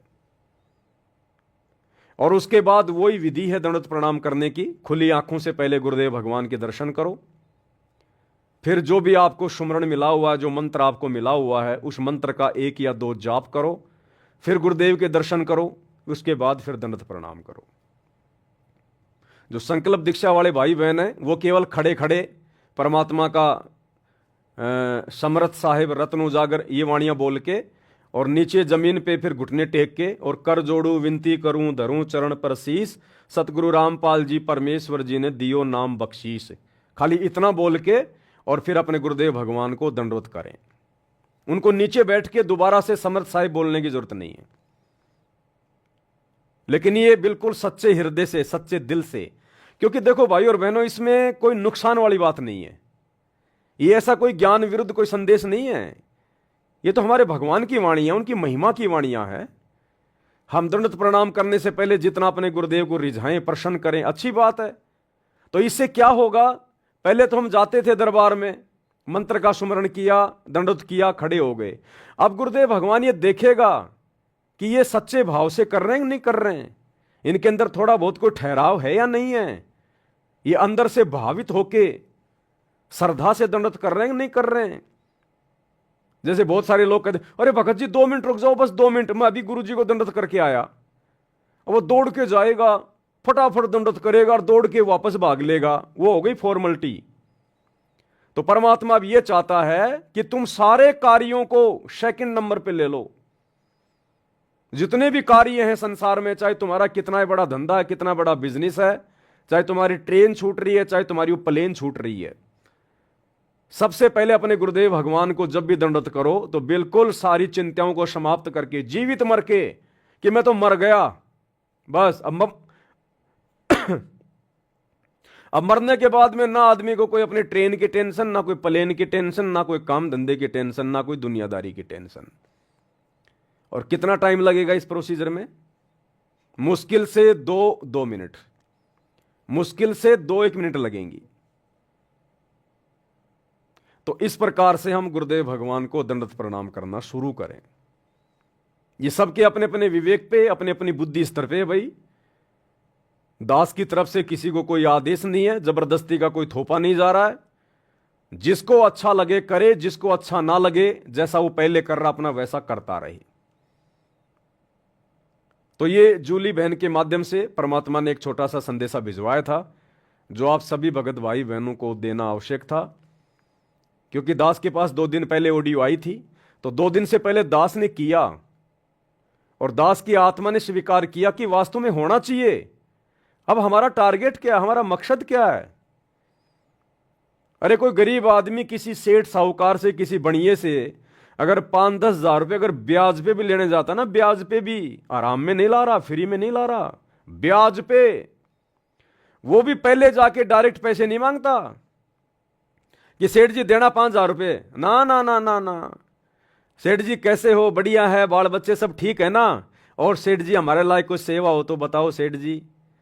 तो पहले उसकी वो खुशामदी करेगा जिससे वो पैसे लेने जा रहा है, पहले उसको प्रसन्न करेगा, उसको रिझाएगा, उसकी तारीफ करेगा, और उसके बाद कहेगा जी ये छोटी सी अर्ज, छोटी सी विनती थी आपसे। हाँ भाई बोलो सेठ जी, 5-1 हजार रुपये की सख्त जरूरत थी, बच्चे की फीस में थोड़े कम पड़ गए, अगले महीने मैं आपका लौटा दूंगा ब्याज समेत। तो वो सेठ आपको मना नहीं करेगा, क्योंकि आपने पहले उसकी बड़ाई करी है, आपने उसके हालचाल पूछे, और उसके बाद आपने उससे पैसे मांगे और ये कह दे सेठ जी देना 5,000 रुपये, जैसे उसने सेठ जी के पास में रखे हुए थे कि सेठ जी तुरंत दे देगा, ले जा। तो मांगने का भी तरीका होता है। जैसे परमात्मा ने बताया ना, परमात्मा गुरुदेव भगवान ने बताया कि पहले गांव में ये वीसीआर चले थे। वीसीआर फिल्में फल में देखा करते थे, रात को 2-3 फिल्में ले आते थे, पूरी रात उनको आंख फाड़ के देखा करते थे। तो जब किसी का टीवी वगैरह खराब हो जाता था तो वो क्या करता, अपने पड़ोसी के पास जाता और पड़ोसी के पास जाके पहले उससे हालचाल पूछता, और जी कैसे हो, सब ठीक हैं, बाल बच्चे सब मौज में, काम धंधा सब ठीक चल रहा है ना, अच्छा अच्छा, बाकी सब मालिक की दया है ना, अच्छा अच्छा। फिर बोलता वो जिस काम के लिए आया वो काम बाद में बोलता कि जी आपसे थोड़ी सी एक रिक्वेस्ट थी। क्या बात भाई? अजी वो क्या कि हमारा टीवी हो गया खराब और बच्चे क्या कि कोई फिल्म वगैरह लेके आए हैं कोई हैं, अगर आपका टीवी अगर आप 2-4 घंटे के लिए अगर दे दो तो बच्चे थोड़ा देख लेंगे। तो गुरुदेव कहते हैं अगर आप इस प्रकार से विनती करोगे, प्रार्थना करोगे ना, अगर उसका खराब होगा ना तो भी पड़ोसी का लाके दे देगा। इतना मीठा बोलोगे, इतना प्यार से बोलोगे। और एक जाते कहे ओए तुम्हारा टीवी दे दो ना तुम्हारा, तो वो अगर होगा तो भी मना कर देगा, हमारा तो खराब हो गया, हमारे के तो आई सी फूक गई, हमारा टीवी काम नहीं कर रहा अभी 4 दिन से। तो इसी प्रकार भाई और बहनों, हमने अब जाते दंडत नहीं मारना, जाते लंबा नहीं लेटना, हमने ठहराव, गुरुदेव को प्रसन्न करें, गुरुदेव को हम ये विश्वास दिलाएं कि परमात्मा आपसे बढ़कर हमारे लिए और कोई नहीं है, आपकी भक्ति से बढ़कर अब हमारे जीवन में और किसी काम के लिए कोई हड़बड़ी नहीं है, आप हमारे लिए प्रथम हैं, सर्वोपरि हैं। तो अब हमने गुरुदेव को विश्वास भी दिलाना है कि हम खाली देखा देखी में कर रहे हैं या वास्तव में हमारे अंदर वो भाव श्रद्धा भी है कि नहीं है। तो इस प्रकार से हमने अपने गुरुदेव भगवान की गैर हाजिरी में ध्यान रखना भाई और बहनों, ये जो दंडवत प्रणाम करने की विधि है ये केवल गुरुदेव की गैर हाजिरी में। अगर गुरुजी साक्षात सामने खड़े हैं प्रत्यक्ष, तो फिर हमने समर्थ साहिब वाला शब्द नहीं बोलना, फिर हमने टाइम नहीं लगाना ज्यादा। अगर गुरुजी सामने खड़े हैं, प्रत्यक्ष खड़े हैं, जैसे हम कभी आश्रम में गए, सामने गुरुदेव हैं, या अचानक से आपके घर पे आ गए गुरुजी, तो फिर आपने खड़े होके 2 मिनट वाणियां नहीं बोलनी। गुरुजी को हमने वेट नहीं करवाना, इंतजार नहीं करवाना, क्योंकि गुरुजी प्रत्यक्ष में खड़े हैं।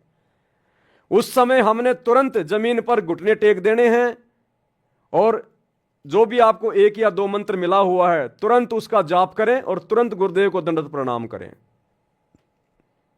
अगर गुरुदेव सामने खड़े हैं, प्रत्यक्ष खड़े हैं, तो फिर हमने बहुत ही शॉर्ट में दंडवत करना है, बहुत ही शॉर्ट में, ताकि हमारे कारण हमारे गुरुदेव को खड़ा ना रहना पड़े। और गुरुदेव की गैर हाजिरी में हमने इस प्रकार से दंडवत प्रणाम करना है, जो अभी परमात्मा ने जूली बहन के माध्यम से ऑडियो भिजवाई है। शांति से, इत्मीनान से, धैर्य के साथ में समरथ साहेब रत्न उजागर ये 8 वाणियां जमीन पे घुटने टेकिए, प्यार प्रेम से आदीनी भाव से गुरुदेव के लिए 1-2 वाणियां बोलिए, जो भी आपका मन करे, जो भी आपकी इच्छा करे। जरूरी नहीं है कि खाली वो ही बोलनी है कि भैया कर जोड़ूं विनती करूं। जो भी वाणियां आपके अंदर से, जो भी वाणियां निकल जाएं वही वाणियां बोल दो, 2, 4, 5 आपकी इच्छा। और उसके बाद आराम से अपना मंत्र का सुमरण करते हुए अपने गुरुदेव भगवान को दंडवत प्रणाम करें। यह गुरुदेव की गैर हाजिरी की प्रोसीजर है। गुरुदेव की गैर हाजिरी में हम चाहे आश्रमों में जाएं, चाहे कहीं भी जाएं। मान लीजिए गुरुजी आश्रम में है, अब ये तो है नहीं कि हम आश्रम में गए गुरुजी हमारे को सामने मिलेंगे खड़े, तो आश्रम में जाएंगे, दंडवत प्रणाम स्थल पे जाएंगे, वहां जब दंडवत करेंगे तो वहां भी हमने इसी प्रकार से शांति से, धैर्य से, इत्मीनान के साथ 8 वाणियां बोल के हमने दंडवत प्रणाम करना है। हाँ, आश्रम में अगर गुरुजी हमारे सामने खड़े हैं और हमें दंडवत प्रणाम करने का मौका मिल गया तो हमने तुरंत दंडवत करना है। जैसे गुरुजी सामने से आ रहे हैं तो सभी भाई बहन क्या करेंगे, तुरंत दंडवत करेंगे परमात्मा को। अब तुम वाणियां खड़े खड़े बोलते रहोगे, गुरुजी आगे निकल जाएंगे। तो जब गुरुजी प्रत्यक्ष खड़े हैं तो हमने तुरंत दंडवत करना है, फटाफट अपना 1 मंत्र का सुमरण करके और तुरंत हमने आंखों से गुरुदेव के दर्शन करके तुरंत उनको दंडवत करना है। लेकिन गुरुदेव की गैर हाजिरी में अपने घर पे, आश्रम में, कहीं भी हमने बहुत ही शांति से, धैर्य से इन 8 वाणियों को पहले बोलते हुए उसके बाद मालिक को दंडवत प्रणाम करना है। ये हमने ध्यान रखना है भाई और बहनों। उसके बाद में एक ऑडियो और आई है जूली बहन की, वो भी दास साहब को सुना देता है। उसमें परमात्मा ने हम सब की सतलोक में ले जाकर गुरुदेव भगवान ने हमारी परीक्षा ली। देखो भाई और बहनों, इन पुस्तकों के ऊपर जो वीडियो बन रहे हैं ना, ये जितनी भी पुस्तकें गुरुदेव ने लिखी हैं और ज्यादातर के ऊपर वीडियो बन चुके हैं। जो मुख्य मुख्य पुस्तकें हैं, तीनों समय की आरतियों का सरलार्थ, सुबह के नित्य नियम पे वीडियो बन चुके हैं, रमेणी पे वीडियो बन चुके हैं, संध्या आरती पे वीडियो बन चुके हैं, कबीर सागर का सरलार्थ इतना मोटा ग्रंथ, उस पे वीडियो बन चुके हैं 60, मुक्ति बोध उस पे वीडियो बन चुके हैं 40, धरती पर अवतार, भक्ति से भगवान, जीने की राह, जब जब भूल पड़े, और भी बहुत सारी पुस्तकें जिनके ऊपर वीडियो बन चुके हैं और आगे भी वीडियो धीरे धीरे बनेंगे। तो परमात्मा हमारी रिहर्सल भी तो देखेगा कि ये खाली देख रहे हैं, फोकट में अपने मोबाइल का इंटरनेट खर्च कर रहे हैं, या इन कुछ सीख भी रहे हैं, अपने जीवन में उन बातों को लागू भी कर रहे हैं या नहीं कर रहे हैं, खाली देखा देखी में काम चल रहा है। तो परमात्मा हमारी परीक्षा भी लेता है। तो क्या परीक्षा ली परमेश्वर ने? एक छोटी सी ऑडियो जूली बहन ने भेजी है, 6 मिनट 25 सेकंड की। बंदी छोड़ सतगुरु रामपाल जी भगवान जी की जय हो बंदी छोड़ की लोट को नहीं मोड़ की। सत्ताई भाई जी दासी परमात्मा जी को शाम को छोटी भोग आरती के साथ में भोग लगा रही थी, तो मालिक जी ने दिखाया, परमात्मा जी ने दिखाया एक समुद्र का किनारा है कि कोई नदी का किनारा है, पता नहीं एक किसी किनारा है, वहाँ पे परमात्मा बैठे, एक पत्थर पड़ा है, उसके ऊपर पद्म आसन के साथ में बैठे हुए हैं, जैसे नीले वाली फोटो में बैठे हैं इसी तरह से। और उस जो पानी भरा ना, नदी है, उसी में से बहुत सारे कछुआ निकल के परमात्मा की तरफ जा रहे हैं, बहुत सारे लाखों करोड़ों अरबों को ऐसी संख्या में होंगे, बहुत सारे कछुआ जा रहे हैं। सभी लोग परमात्मा की तरफ बढ़ते जा रहे हैं और सभी लोग जहाँ परमात्मा बैठे, परमात्मा उन्हें देख के मुस्कुरा रहे हैं। और जब सारे कछुआ जाकर वहाँ खड़े हो गए तो परमात्मा जी कह रहे हैं कि हमें यही देखना था, तुम संसारी रूप संसार में रह करके इसी तरह तुम सभी ने, आप सभी लोगों ने परमात्मा की भक्ति करी। क्योंकि हमें जब परिस्थितियां खराब होती नजर आती है तो हमें कछुए की तरह रहना चाहिए। कछुआ के ऊपर जब कोई आपत्ति आती है तो अपने आप में अंदर से मिट जाता है, और जब आपत्ति खत्म हो जाती है तो अपने आप को बाहर आ जाता है। इसी तरह से आप लोगों ने किया बहुत अच्छे पे, परमात्मा ने ऐसे हाथ के आशीर्वाद दिया तो हम सभी भाई बहन है ना मनुष्य रूप में आ गए। और एक सबसे बड़ा कछुआ था, सबसे बड़ा आगे चल रहा था, जब परमात्मा ने आशीर्वाद दिया तो वो सबसे बड़ा कछुआ जो था ना वो पवन भैया जी आप जी थे। तो सबसे पहले आगे आप थे, फिर बाकी के सारे भाई बहन पीछे थे, फिर सभी लोग है ना आगे चल के पर। और एक तरफ से दिखाया परमात्मा ने, एक तरफ से दलदल सा भरा है, दलदल सा, उसी दलदल से भी कछुआ निकल के आ रहे हैं। वो तो ऐसी मिट्टी में सने हैं, गंदे से हैं, और जो पानी में से निकल के आ रहे हैं वो एकदम साफ और अच्छे हैं, बहुत चमक मार रहे हैं कछुआ, वो जो अच्छे से पानी से निकल के आ रहे हैं। फिर परमात्मा ने आशीर्वाद दिया, सारे मनुष्य बन गए, सभी सब सेवक भाई बहन बन गए। फिर परमात्मा ने इशारा किया, एक दूसरे तरफ समुद्र है, उधर एक नाव है, नाव स्पीकर वाली होती, कौन सी दासी को कहना भी नहीं आता, पता नहीं कौन सी होती, वो चलती इंजन से।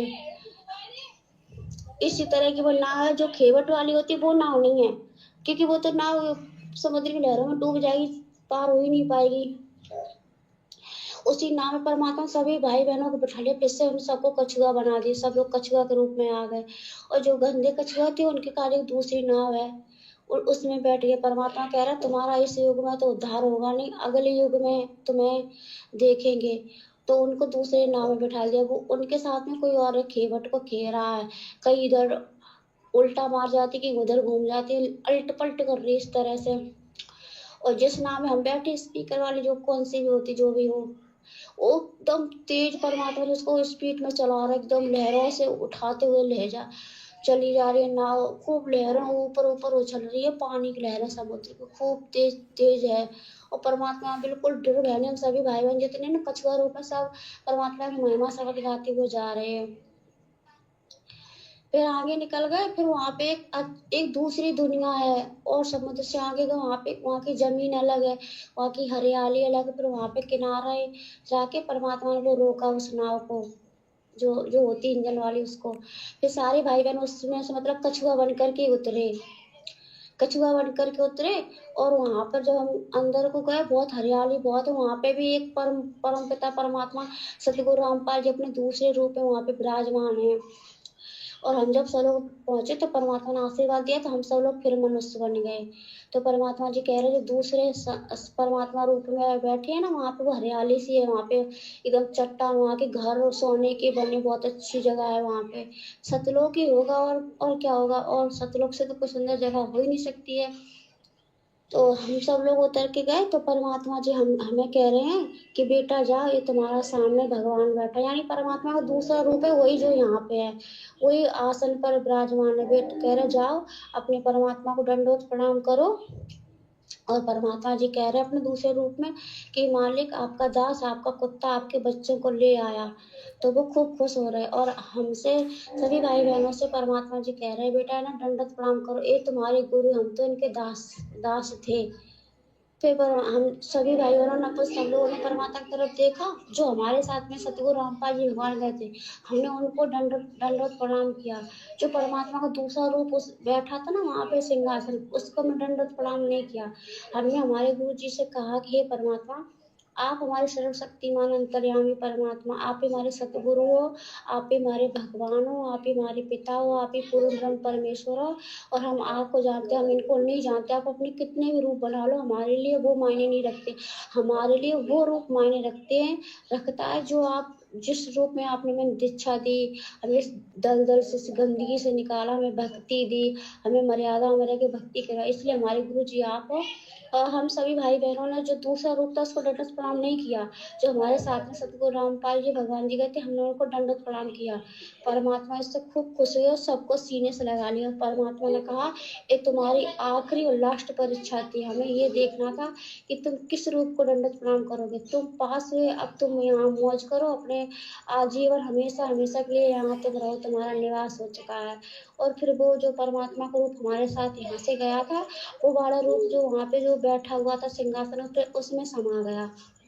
फिर वो परमात्मा को खुश खुश होने लगे। हमने कहा अभी सभी भाई बहन हैं, आप सभी लोग कह रहे हैं हमारे गुरु जी हैं जो हमारे साथ हैं, बस हम उन्हीं को मानते हैं। आप कितने भी अपने रूप बना लो, पर हम उसको नहीं मानेंगे, हम उसको मानेंगे जो हमारे साथ था।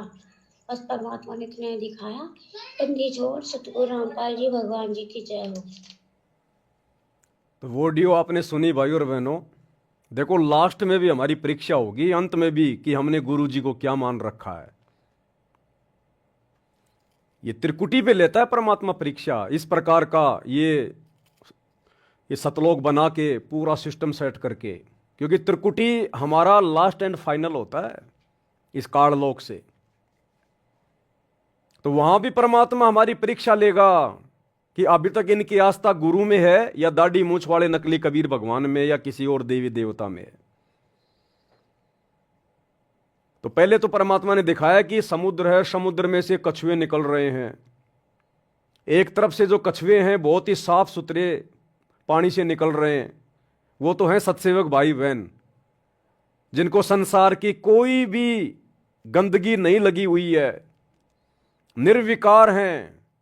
और दूसरी तरफ जो कछुए निकल रहे हैं उसी समुद्र से, वो कीचड़ में सने हुए हैं, वो है सतलोक आश्रम मैनेजमेंट हरियाणा वाले गुरुदेव के परिवार, ये कोऑर्डिनेटर। ये राजनीति के गंदे रंग में सने हुए, आरक्षणबाजी में सने हुए, दुनियादारी में फंसे हुए, इनको ना कोई ज्ञान ना कोई ध्यान, कोई लेना देना नहीं।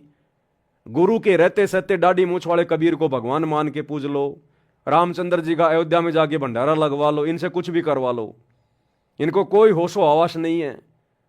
तो वो कछुए बिल्कुल कीचड़ में सने हुए। तो परमात्मा ने उनको रिजेक्ट कर दिया कि भैया तुम जाओ, अभी तुम्हारा नंबर नहीं है। और सत्सेवक जो साफ सुथरे होके निकले थे समुद्र से, परमात्मा ने उनको एक इंजन वाली नौका में बैठाया, बिल्कुल वाटरप्रूफ नौका, और परमेश्वर उनको लेके गए।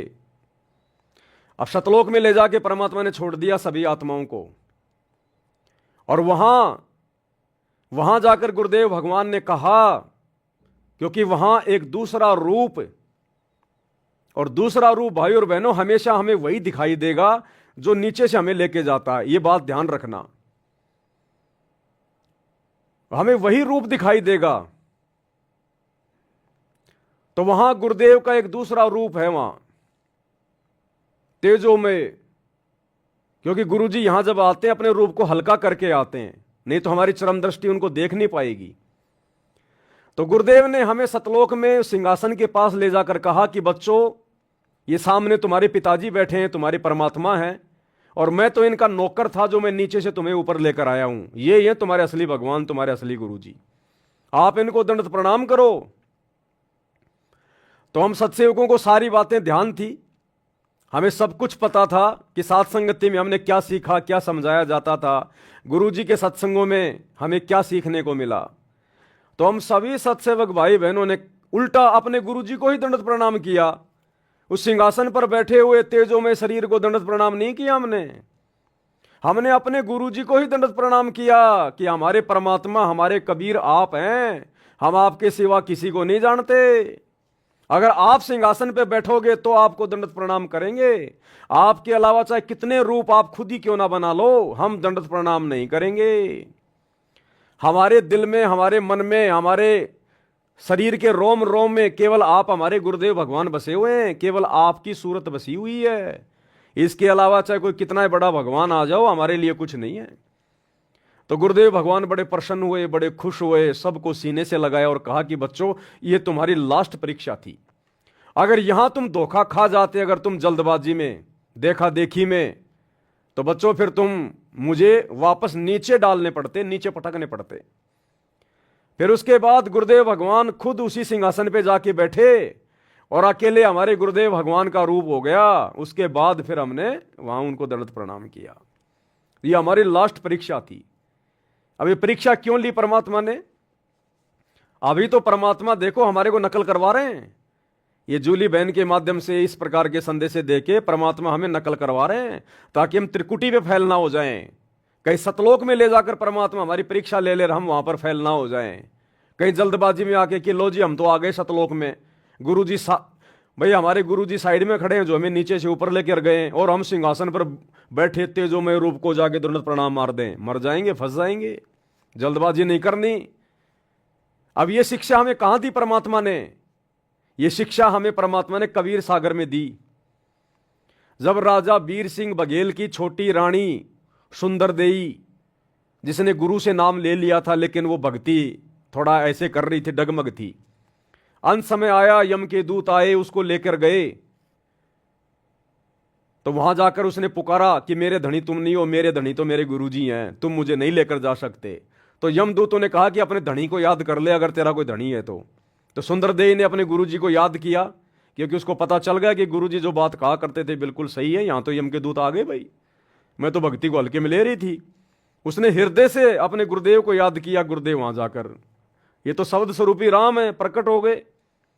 यमदूतों से छुड़वाया, वहां पर जो है प्रकाश ही प्रकाश हो गया, और यमदूत उस प्रकाश से डर के भाग गए। अब परमात्मा उस आत्मा को लेकर गुरु रूप में जो 650 साल पहले आए थे, उस रूप में आत्मा को लेकर कहां गए? सचखंड में। और सचखंड में सुंदरदेई ने देखा कि सामने बड़ा सिंहासन है और सिंहासन पे परमात्मा बैठा हुआ है, और सुंदरदेई ने जाकर उसको दंडवत मार दिया। अपने गुरुजी की तरफ ध्यान नहीं दिया, सुंदरदेई ने जाके सिंहासन वाले परमात्मा को, तेजोमय शरीर को दंडवत कर दिया। और तेजोमय शरीर वाले ने कहा सुंदरदेई के सतगुरु से, जो साइड में खड़े थे, कि हे कड़िहार, हे सतगुरु, तू मेरी आत्मा को यहां ले आया, मैं तेरे से बड़ा प्रसन्न हूं। इस आत्मा को यहां लाने में इतनी देर क्यों कर दी? तो उन्होंने बताया जी ऐसे ऐसे इसकी भक्ति पूरी नहीं हो पाई थी, ऐसा है वैसा था। फिर उस आत्मा को डांटा, उसको फटकारा कि तूने नाम लेने के बाद मर्यादा क्यों तोड़ी, तूने सुमरण अच्छे से क्यों नहीं किए, तू आ कैसे गई तू सतलोक में, इसको वापस नीचे पटको, उसको वापस नीचे पटका गया। वो फैल हो गई वहां पर। जबकि हम सत्सेवक भाई बहन सफल हुए, हमने केवल अपने गुरुदेव को ही मुड़ के दंडवत प्रणाम किया कि गुरुदेव आपके अलावा हम नहीं जानते किसी को। ये होंगे कोई भगवान, होंगे कोई महात्मा, लेकिन जब तक आप इस सिंहासन पर नहीं बैठोगे, अगर ये सतलोक का सिंहासन है और जब तक आप नहीं बैठोगे, हम तो केवल आपके ओरिजिनल रूप को दंडवत करेंगे, केवल आपको, और जो विधि आपने बता रखी है उसी हिसाब से। तो गुरुदेव भगवान बड़े प्रसन्न हुए और गुरुदेव ने कहा कि बच्चों, ये तुम्हारी लास्ट परीक्षा थी, अंतिम परीक्षा। तो सोचिए, जब सतलोक में भी अपने गुरुजी के अलावा अगर किसी को और को दंडवत कर दिया परमात्मा मान के, वहां से नीचे पटके जाते। जबकि हमारे 90% भाई बहन सतलोक आश्रमों से जुड़े हुए, ये तो वर्तमान में ही अपने गुरुजी को मानुष मान के और मन में आता उसी को दंडवत मार देते हैं। दाढ़ी मूछ वाले नकली मुर्दा कबीर को दंडवत मार रहे हैं, गरीबदास जी को मार रहे हैं, दादा गुरु जी को मार रहे हैं, पंडित चिदानंद जी को दंडवत मार रहे हैं। इनको कोई फर्क ही नहीं पड़ता, इनकी आंखें बंद है। तो हमें परमेश्वर आगे के लिए सतर्क कर रहे हैं कि इन पुस्तकों में जो तुम्हें पढ़ाया जा रहा है, जो दिखाया जा रहा है, ये कोई सामान्य नहीं है। तुम्हारी कभी भी परीक्षा ली जा सकती है, कभी भी किसी भी भगत की कोई भी कारण बना के, किसी भी घटना को जन्म दे के गुरुदेव भगवान। हकीकत में तो हमने सतर्क रहना है, सावधान रहना है। और 26 मार्च 2025 से मुसलमान नहीं समझे ज्ञान कुरान, इस पुस्तक के ऊपर वीडियो बनने शुरू हो जाएंगे। ये पुस्तक मुस्लिम समाज से जुड़े हुए भाई बहनों को तो संदेशा देगी देगी, उनको तो वास्तविक अल्लाह की जानकारी देगी देगी। साथ में हम सत्सेवक भाई बहनों के लिए इसमें बहुत बढ़िया शिक्षा है, बहुत गहरी गहरी शिक्षाएं हैं। ये कोई सामान्य पुस्तक नहीं है, ये अल्लाह कबीर के द्वारा लिखी गई है। ये वास्तव में आसमानी पुस्तक है, रियल आसमानी पुस्तक है। ये तौरात, जबूर, इंजिल, कुरान शरीफ, ये आसमानी पुस्तकें नहीं है, ये तो शैतान के द्वारा बख्शीश की गई हैं। और ये मुसलमान नहीं समझे ज्ञान कुरान जो सतगुरु रामपाल जी परमेश्वर जी ने लिखी है, ये है रियल आसमानी पुस्तक है। क्योंकि आसमान में अरस के कुर्स पर विराजमान, तकत पर, सिंहासन पर विराजमान कबीर भगवान सतगुरु रामपाल जी ने ये पुस्तक लिखी है। तो ये आसमानी पुस्तक है, इसमें सतलोक का ज्ञान है, वास्तविक अल्लाह का ज्ञान है। तो ये है वास्तव में आसमानी पुस्तक, बाकी तो शैतान के द्वारा लिखी हुई है, काल के द्वारा। तो मुसलमान समाज से जुड़े हुए भाई बहनों को तो ये पुस्तक संदेशा देगी देगी, अगर कोई समझना चाहेगा तो। इसके साथ साथ सतगुरु रामपाल जी के जितने भी फॉलोवर हैं, उनको ढेर सारी शिक्षाएं मिलेंगी और गुरु जी के प्रति हमारा भाव बढ़ेगा, हमारी लगन बढ़ेगी, हमारा समर्पण बढ़ेगा। दूसरा, ये पुस्तक पढ़ना इसलिए भी बहुत जरूरी है क्योंकि जूली बहन के माध्यम से परमात्मा ने दिखाया, ऑडियो मैंने आपको भेज दी। गुरुदेव भगवान जो है डंडा लेके बैठे, डंडा लेके, और पूछ रहे हैं कि पुस्तक में पढ़ाया गया, बोल तूने क्या समझा, क्या सुना। और जो नहीं बता रहा उसको डंडा मार रहे हैं। और एक बोला गुरुजी मेरे को लगी, बोला लगी तो फिर ध्यान से क्यों नहीं पढ़ी, अगर लग रही है तो ध्यान से क्यों नहीं पढ़ा, ध्यान से क्यों नहीं सुना तूने। बोला गुरुजी हमारे क्या काम की, ये मुसलमानों की पुस्तक, ये तो मुसलमान भाइयों के लिए है। तो गुरुदेव ने कहा कि मुसलमान भाइयों को समझाएगा कौन नालायक, उन मुसलमान भाइयों को तुम ही तो समझाओगे। और जब तुम ध्यान से नहीं पढ़ोगे कि कौन सी आयत है, कौन सी पुस्तक है, उसमें क्या लिखा हुआ है, अल्लाह कौन है, शैतान कौन है, तो उन मुसलमान भाई बहनों को, मेरे बच्चों को पढ़ाएगा कौन, समझाएगा कौन, उनकी शंकाओं का समाधान कौन करेगा। तो ये मत कहना दोबारा कि ये तो मुसलमान भाइयों के लिए है। तो गुरुदेव ने एक मारा उसके खींच के डंडा। तो कहने का मतलब भाई और बहनों, ये पुस्तकें हैं, हमें अंदर ही अंदर हमारे को ये तैयार कर रही हैं, दृढ़ कर रही हैं। ये परमात्मा का एक मिशन है। ये यूं मत सोच लेना कि ये पवन दास बस खाली गुरु जी की पुस्तकों के ऊपर वीडियो बना बना के दिखा रहा है, लाइव आ रहा है। ये एक मिशन है परमात्मा का, आत्मा को तैयार करने का एक मिशन है। ये हमारे अंदर अंदर ही अंदर कितनी दृढ़ता, कितना विश्वास, कितना धैर्य, कितनी हिम्मत पैदा हो रही है, आप और हमें भी नहीं पता चल रहा। और यही सारी चीजें अंत में आप और हमारे काम आएंगी। हमारी आत्मा चार्ज हो रही है, चार्ज। तो 26 मार्च से इस पुस्तक के ऊपर हम लाइव आएंगे रात्रि 8 बजे। और एक चीज भाई और बहनों, दास आप जी से प्रार्थना करेगा, फेसबुक ने एक नया कोई अपडेट निकाला है, जितने भी लाइव वीडियो हैं किसी भी व्यक्ति के पूरे संसार में, वो फेसबुक धीरे धीरे उनको समाप्त कर रही है, उनको डिलीट मार रही है धीरे धीरे। उसका रूल है, कोई नियम है, कोई बहुत ज़्यादा मतलब उस पर डाटा आ गया है। अब इतना डाटा फेसबुक सहन नहीं कर पा रहा है, दुनिया भर के वीडियो बना बना के लोगों ने डाल रखे हैं। तो फेसबुक क्या कर रही है, आज से पहले जब से फेसबुक चली है और जिस व्यक्ति ने जितने भी लाइव आकर वीडियो बनाए हैं, फेसबुक सबको धीरे धीरे उनको डिलीट कर रही है। 1 महीने का टाइम दिया है, तो हमारे जितने भी लाइव वीडियो सारे के सारे वो डिलीट हो जाएंगे। लेकिन हम तो साथ साथ में वैसे वीडियो डालते रहते हैं, लाइव के अलावा भी हम लोग वीडियो डालते रहते हैं, तो वो वीडियो नहीं होंगे डिलीट। तो आप भाई बहन जो मैं लाइव आता हूं या इन पुस्तकों के ऊपर जो लाइव वीडियो हैं जो आगे आएंगे आ रहे हैं, आप इनको तो देखते हो, बहुत अच्छी बात है, इनको तो आप ज़्यादा से ज़्यादा शेयर करते हो। लेकिन ये अब आगे 1 महीने से ज़्यादा फेसबुक पे नहीं दिखाई देंगे आपको। जैसे अभी मैं लाइव आ रहा हूं, ये वीडियो 1 महीने के बाद में फेसबुक ऑटोमेटिक इसको डिलीट कर देगी, इसको हटा देगी। तो लाइव आने के बाद जब मैं उसका ओरिजिनल वीडियो फिर से डालता हूं, या छोटे छोटे जो शॉर्ट वीडियो हम लोग डाल रहे हैं, आप इन वीडियो को ज़्यादा से ज़्यादा शेयर किया करो, ज़्यादा से ज़्यादा, क्योंकि लाइव वीडियो तो हमारे डिलीट हो जाएंगे, तो फिर बचे कौन से वीडियो, जो वीडियो हम वैसे डालते रहते हैं। तो उन वीडियो को आप जी ज़्यादा से ज़्यादा शेयर किया करो आगे। तो ये भी थोड़ी सी एक जानकारी थी जो आप सभी भाई बहनों को देनी थी। इसके बाद में एक लास्ट ऑडियो जूली बहन की अभी आई थी मेरे पास में, क्योंकि मेरे को लाइव आना था इसलिए मैं उसको सुन नहीं पाया। तो लास्ट में एक ऑडियो जूली बहन ने भेजी है अभी शाम को, परमात्मा ने कुछ दिखाया होगा, तो इसको हम सभी भाई बहन सुन लेते हैं, क्या संदेशा दिया है परमात्मा ने। बंदी छोड़ सतगुरु रामपाल जी भगवान जी की जय हो बंदी छोड़ की लौट कौनी और की। सत्य भाई जी, दासी भी परमात्मा जी को छोटी भोग आरती साथ में भोग लगा रही थी, तो मालिक ने दर्शन दिए, परमात्मा जी ने दिखाया है।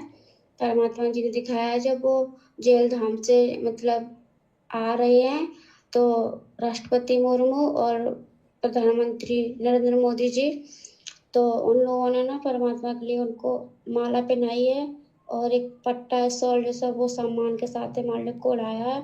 नीचे गुलाब के फूल बिखरे हुए हैं, मक्खन के गत्ते पड़े हैं, उस पर परमात्मा चल के आ रहे हैं, और वो लोग है ना मंत्री और राष्ट्रपति लोग है ना दोनों सर को झुका के आ गए। मीडिया है साथ में, बहुत सारी भीड़, सभी भाई बहन है, आप परमात्मा जी के साथ में हो, एक किताब लिए एक पेन लिए हो और आ रहे हो, और सभी लोग उनको परमात्मा जी को दंडवत प्रणाम कर रहे हैं। परमात्मा थोड़े विरुद्ध से दिख रहे हैं, धोती कुर्ता पहने हुए हैं, पगड़ी लगाए हैं, और उन लोग और परमात्मा जी को कुछ भाई बहन माला भी पहना रहे हैं। और एरोप्लेन खड़ा है, तो परमात्मा जी कह रहे हैं कि बेटा व्यवस्था होगी, आप जी से कह रहे, आप जी कह रहे हाँ मालिक। तो परमात्मा जी एरोप्लेन में बैठ गए हैं, एरोप्लेन में बैठ गए हैं ना।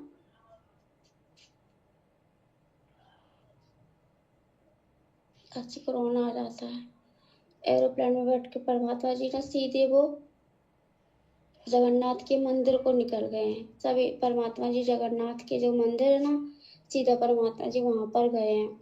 परमात्मा जी को एरोप्लेन वहाँ पे रुका है, परमात्मा जी वहाँ पे उतरे एरोप्लेन से, आप हैं और सभी सत्सेवक भाई बहन हैं जो भी हैं परमात्मा जी के साथ में हैं। और वहाँ पे बहुत सारे पंडा लोग परमात्मा के दर्शन के लिए एकदम दौड़े परमात्मा जी को दंडवत प्रणाम कर रहे हैं।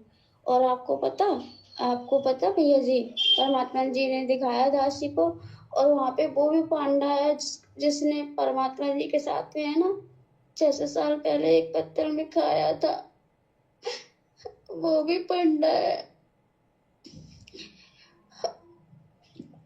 वो भी पंडा है जो परमात्मा शब्द गाते हैं, एक पत्तल में जेरे ऐसा गुलाम रामपाल ऐसा शब्द गाते, वो पंडा भी है। इसके साथ में परमात्मा जी ने एक ही पत्तल में खाया था। जिसने परमात्मा को देख के अछूत बोला था ना, जिसको कोढ़ का रोग लग गया था, वो पांडा भी है। और परमात्मा जी ने दिखाया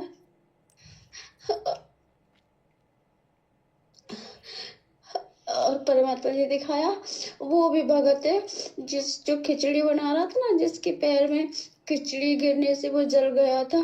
और परमात्मा कबीर साहब रूप में आए थे, तो परमात्मा जी सिकंदर लोधी के दरबार में बैठे थे, जब परमात्मा जी ने अपने चरणों में जल डाला था तो उस पंडित की पैर की आंच बज गई थी। वो पांडा भी है, दोनों पांडे हैं। जब परमात्मा जी पहुंचे तो दोनों दौड़ के परमात्मा जी को दंडवत प्रणाम कर रहे हैं और वहां पे एक और वृद्ध पंडा है। परमात्मा कह रहे वो दौड़ के आया, परमात्मा जी को दंडवत प्रणाम किया उसने। परमात्मा जी ने उसे अपने सीने से लगाया, कह रहे हे भगवान, हे मालिक, आपकी सेवा पूरी हुई, आपने जो उद्देश्य दास को सौंपा था ये पूरा हुआ, आप दास का अंत कीजिए। तो परमात्मा कह रहे करूंगा, अभी नहीं। तो फिर परमात्मा के बगल में बैठ गया। परमात्मा कह रहे हमें उदाहरण बनाने थे इसलिए हमने तुमको अभी तक रखा है।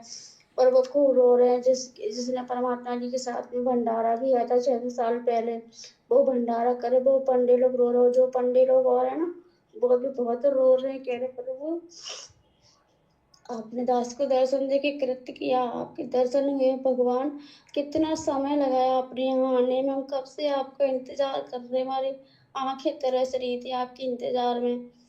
तो परमात्मा जी कह रहे हमारा समय था जो निर्धारित कर रखा था, उसी समय आना था, अब हम यहीं रहेंगे और यहीं तुम सबको अपनी शरण में लेंगे। और भी बहुत से बच्चे जिन्हें हमें अपनी शरण में लेना, अब हमें वहां नहीं रहना जो यहाँ का आश्रम है। परमात्मा कह रहे हमें यहाँ नहीं रहना है। बस परमात्मा ये सब दिखा रहे हैं, बस परमात्मा जी और इतना ही दिखा रहे हैं।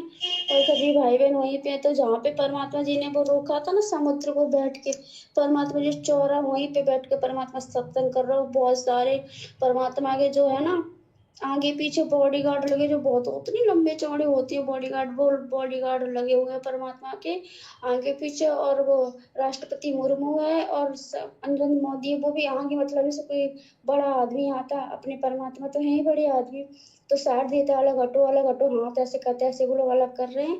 और राष्ट्रपति मुर्मू और नरेंद्र मोदी जी चप्पल नहीं पहने, नंगे पैर है परमात्मा के साथ में।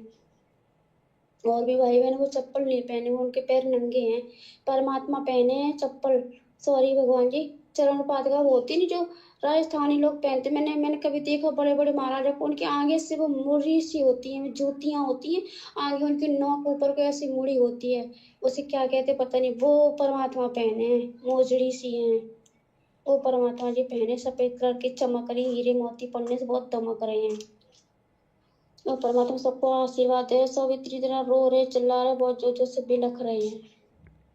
बस परमात्मा जी ने इतना ही दिखाया। वो क्या ना दासी कुछ तो भूल जाती है, इतना टाइम कुछ होता है घर का, ऐसा लगता है कोई आना जाए बीच में, इसलिए दासी को जल्दी जल्दी बोलना पड़ता है। इसलिए क्षमा करें सभी भाई बहन, दासी को माफ करें। सत्ताईस जो बंदी छोड़ के लौट कोनी और के बंदी छोड़, सतगुरु रामपाल जी भगवान जी की जय हो, की जय हो। अब भाई और बहनों क्या है, ये बातें तो हैं बिल्कुल सत्य, इनमें कोई दो राय नहीं है। लेकिन ये बातें उन लोगों के समझ में नहीं आएंगी जो लोग अभी सतगुरु रामपाल जी की शरण में नहीं हैं या जिनके पिछले संस्कार मजबूत नहीं हैं, तो उन लोगों की ये बातें समझ में नहीं आएंगी। ये बातें जिस समय हजरत मोहम्मद जी आए थे 1400 साल पहले, और जब उनके ऊपर आयतें नाजिर हुआ करती थी, ऊपर से को फरिश्ता आता था, तो हजरत मोहम्मद के परिवार वाले, उनके गांव वाले, उस समय जो कुरैश थे, जो अरब के लोग थे, वो उनका मजाक उड़ाया करते थे कि ये मोहम्मद आज क्या लाया संदेशा, आज तेरे भगवान ने क्या भेजा है, क्यों दुनिया को ठग रहा है, क्यों दुनिया को मूर्ख बना रहा है। बहुत प्रकार की यातनाएं दिया करते थे उसको कि बस तू ही है एकमात्र नबी, तेरे अलावा तो कोई है नहीं। अपने आप को नबी कहता है। जब वो नमाज करता था तो उसको गालियां दिया करते थे, पत्थर मारा करते थे।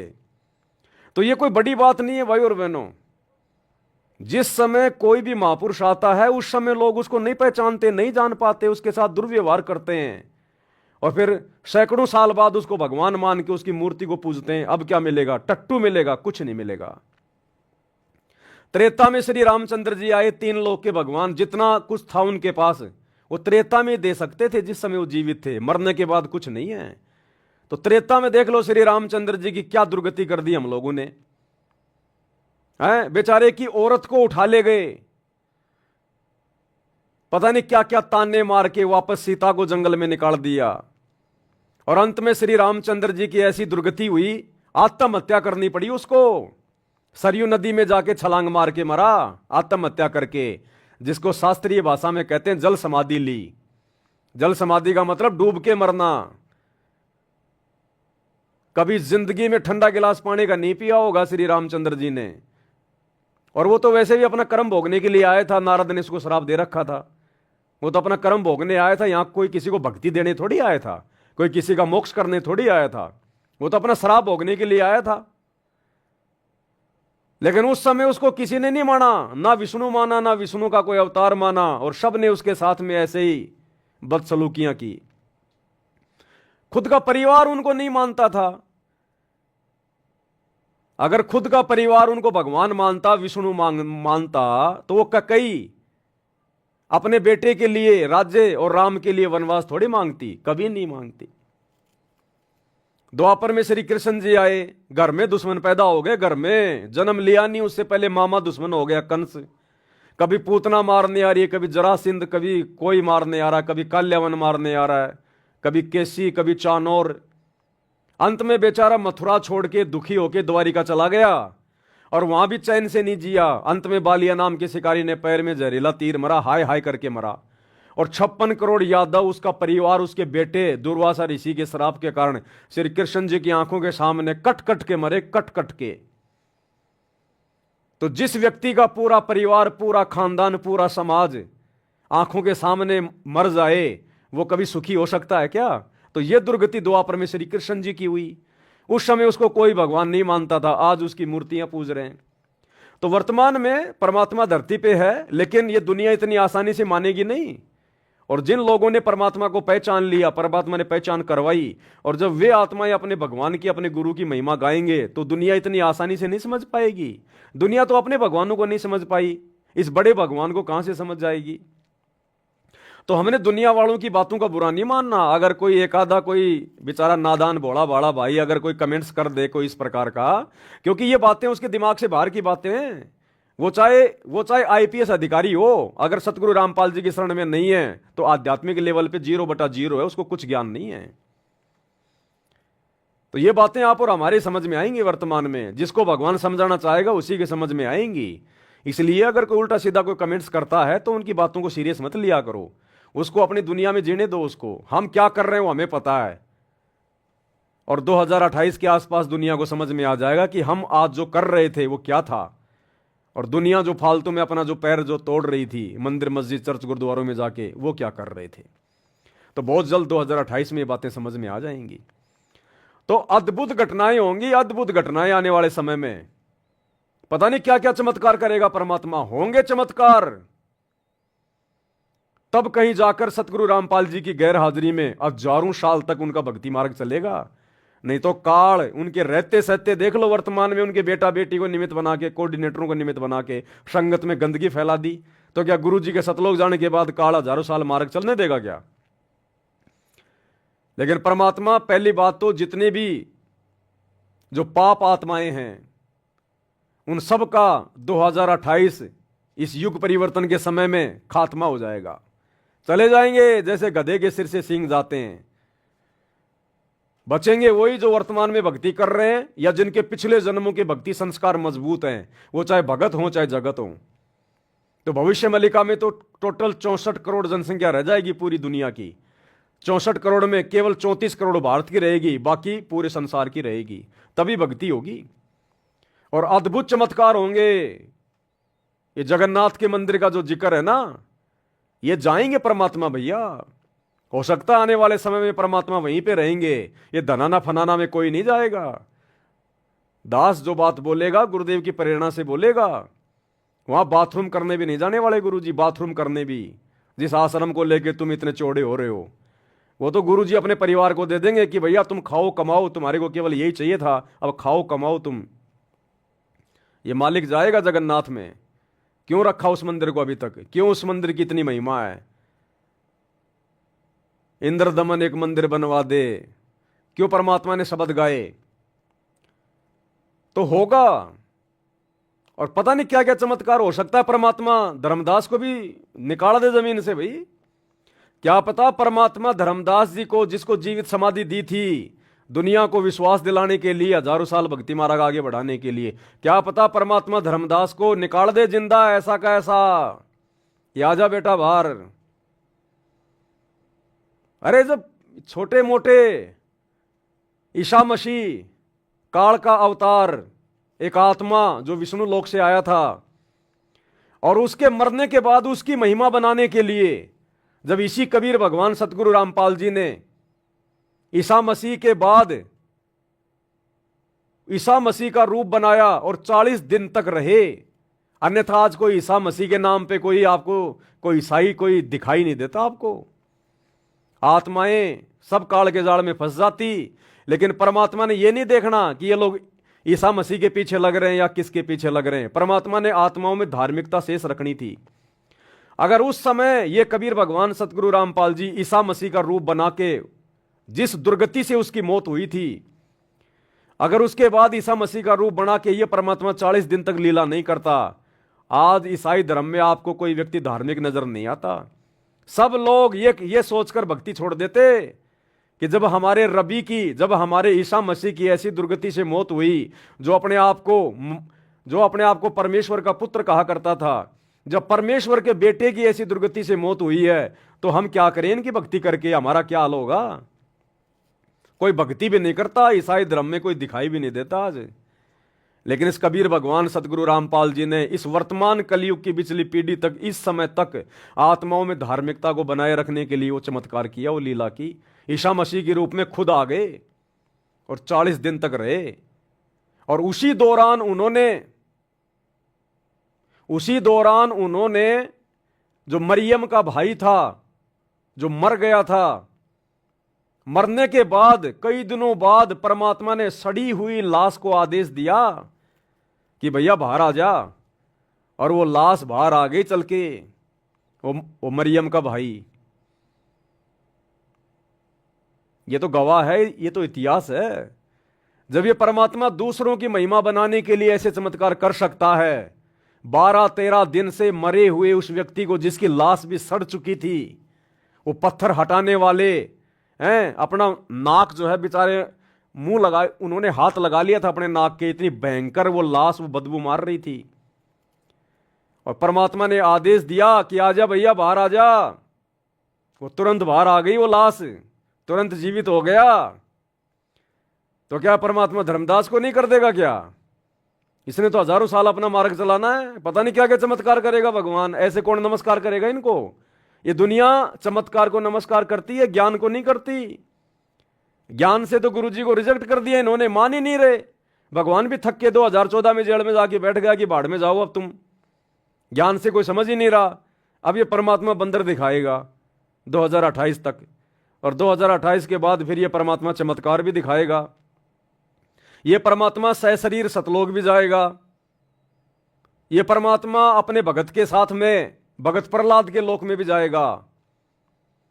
क्योंकि जब बाला और मर्दाना जो नानक जी के साथ भगत प्रहलाद के लोक में गए थे, और जब उन्होंने पूछा था, तो प्रहलाद जी ने क्या कहा कि भैया या तो यहां पर पहले वो कबीर आया है, या फिर आज ये नानक जी आए, और उसके बाद एक और आएगा मेरे लोक में, जो नानक जी के जाने के कई साल बाद आएगा, जाट वर्ण में होगा। वो सतगुरु रामपाल जी के लिए कहा गया है। तो ये सतगुरु रामपाल जी उस प्रहलाद की भविष्यवाणी को सत्य साबित करेंगे, और अपने किसी भगत को लेकर परमात्मा प्रहलाद के लोक में भी जाएंगे। ये परमात्मा है, परमेश्वर है। तो ना जाने क्या क्या चमत्कार करेगा ये भगवान आने वाले समय में। ऐसे थोड़ी कोई उनको परमात्मा मान लेगी इनको। तो ये तो खैर आगे की बात है, मालिक की मौज, मालिक की मर्जी। लेकिन हम तो एक आइडिया लगा रहे हैं, परमात्मा कुछ न कुछ तो वो करेगा जो आज से पहले नहीं हुआ। अद्भुत करेगा परमात्मा, अद्भुत। पहले तो केवल खुद ही सशरीर जाया करते थे सतलोक, अब की बार परमात्मा भक्तों को भी सशरीर लेके जाएगा, दुनिया देखेगी, तब जाकर हजारों साल लोग इनकी भक्ति करेंगे। तो परमात्मा जगन्नाथ के मंदिर में गए सीधे, वहीं पे परमात्मा ने सत्संग करने शुरू कर दिए। और काफी कुछ बातें हैं जो बहन जी ने लिख के भी भेजा है, शायद मैं देख नहीं पाया।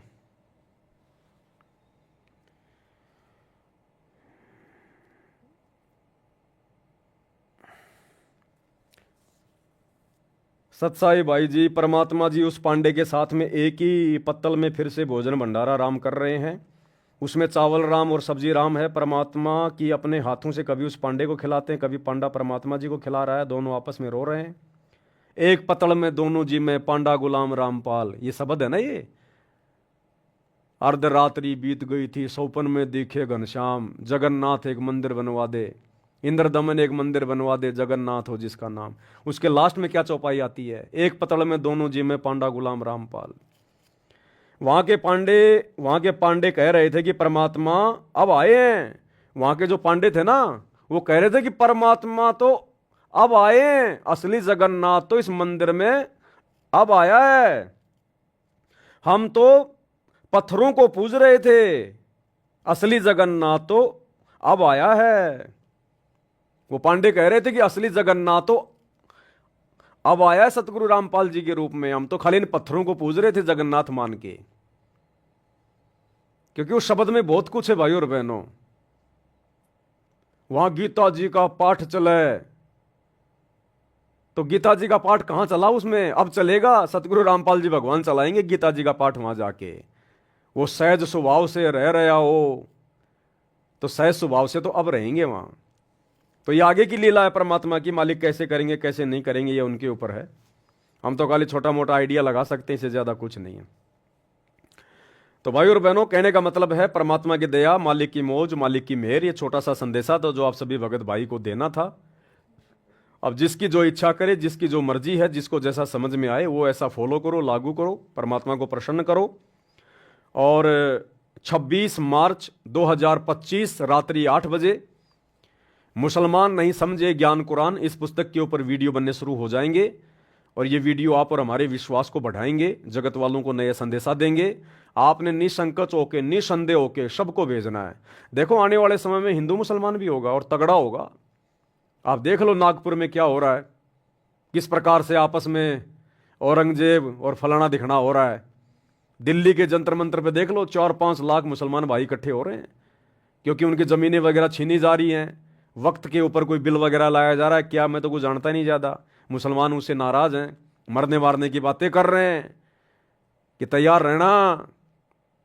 तो भैया ये सतगुरु रामपाल जी भगवान की भविष्यवाणियाँ फैल नहीं होंगी नास्त्रदमस वाली, कि भारत देश के आधे से ज़्यादा राज्यों में राष्ट्रपति शासन लागू हो जाएगा। तो ये 2028 से पहले पहले होना है सारा सब कुछ। ये जो ज्ञान गंगा पुस्तक में लिखा हुआ है ना परमात्मा ने नास्त्रदमस की भविष्यवाणी में, कि उस युग परिवर्तन 2028 से पहले भारत के अधिकतर राज्यों में, अधिकतर यानी 15-16 से ज्यादा राज्यों में राष्ट्रपति शासन लागू हो जाएगा, आर्मी शासन आपातकालीन। तो ये धीरे धीरे परिस्थितियां बन रही हैं। तो हम भगत भाई बहनों ने मर्यादा में रह के दृढ़ रहना है। ये सतगुरु की भक्ति बचाएगी हमें, ध्यान रखना। माहौल बहुत गंदा होगा, बहुत बिगड़ेगा, घर से बाहर निकलना मुश्किल हो जाएगा, लोग अपने घरों में टट्टी पेशाब करेंगे। ऐसा समय आएगा, दाने दाने के लिए मोहताज हो जाएंगे। तब दुनिया को पता चलेगा हम किसको पूज रहे थे, भगवान कौन है, कल की कौन है। जो मजाक उड़ा रहे हैं ना यार सतगुरु रामपाल जी का, ये उस समय पता चलेगा। ये परमात्मा है, रामकृष्ण की तरह नहीं है जो लाखों साल बाद लोग मानेंगे वो भगवान है। ये इसी समय मनवा के जाएगा, इसी समय मनवा के जाएगा कि वे भगवान है, परमात्मा है, नहीं तो दुर्गति। तो सभी भाई बहन वीडियो को ज़्यादा से ज़्यादा शेयर किया करें। ये लाइव वीडियो तो 1 महीने बाद में सब डिलीट होंगे।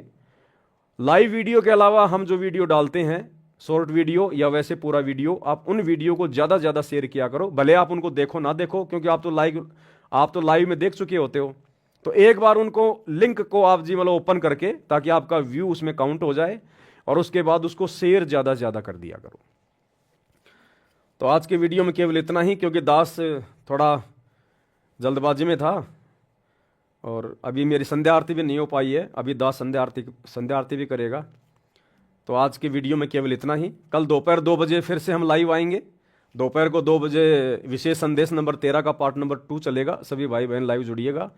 थोड़ी सी मेरी तबीयत खराब थी, जुकाम ज़्यादा हो गई थी, परमात्मा ने ठीक कर दिया, कोई दिक्कत नहीं। हल्की फुल्की दास ने टेबलेट वगैरह लेता तो नहीं, लेकिन क्योंकि सेवा छूट रही थी, अब बिना टेबलेट के 5 दिन में जुकाम ठीक हो, वो तो ठीक तो होनी थी मालिक की दया से, लेकिन टेबलेट नहीं लूँगा तो 5 दिन और लगेंगे, अब 5 दिन तक फिर हमारी सेवा तो हाथ से निकल जाएगी ना।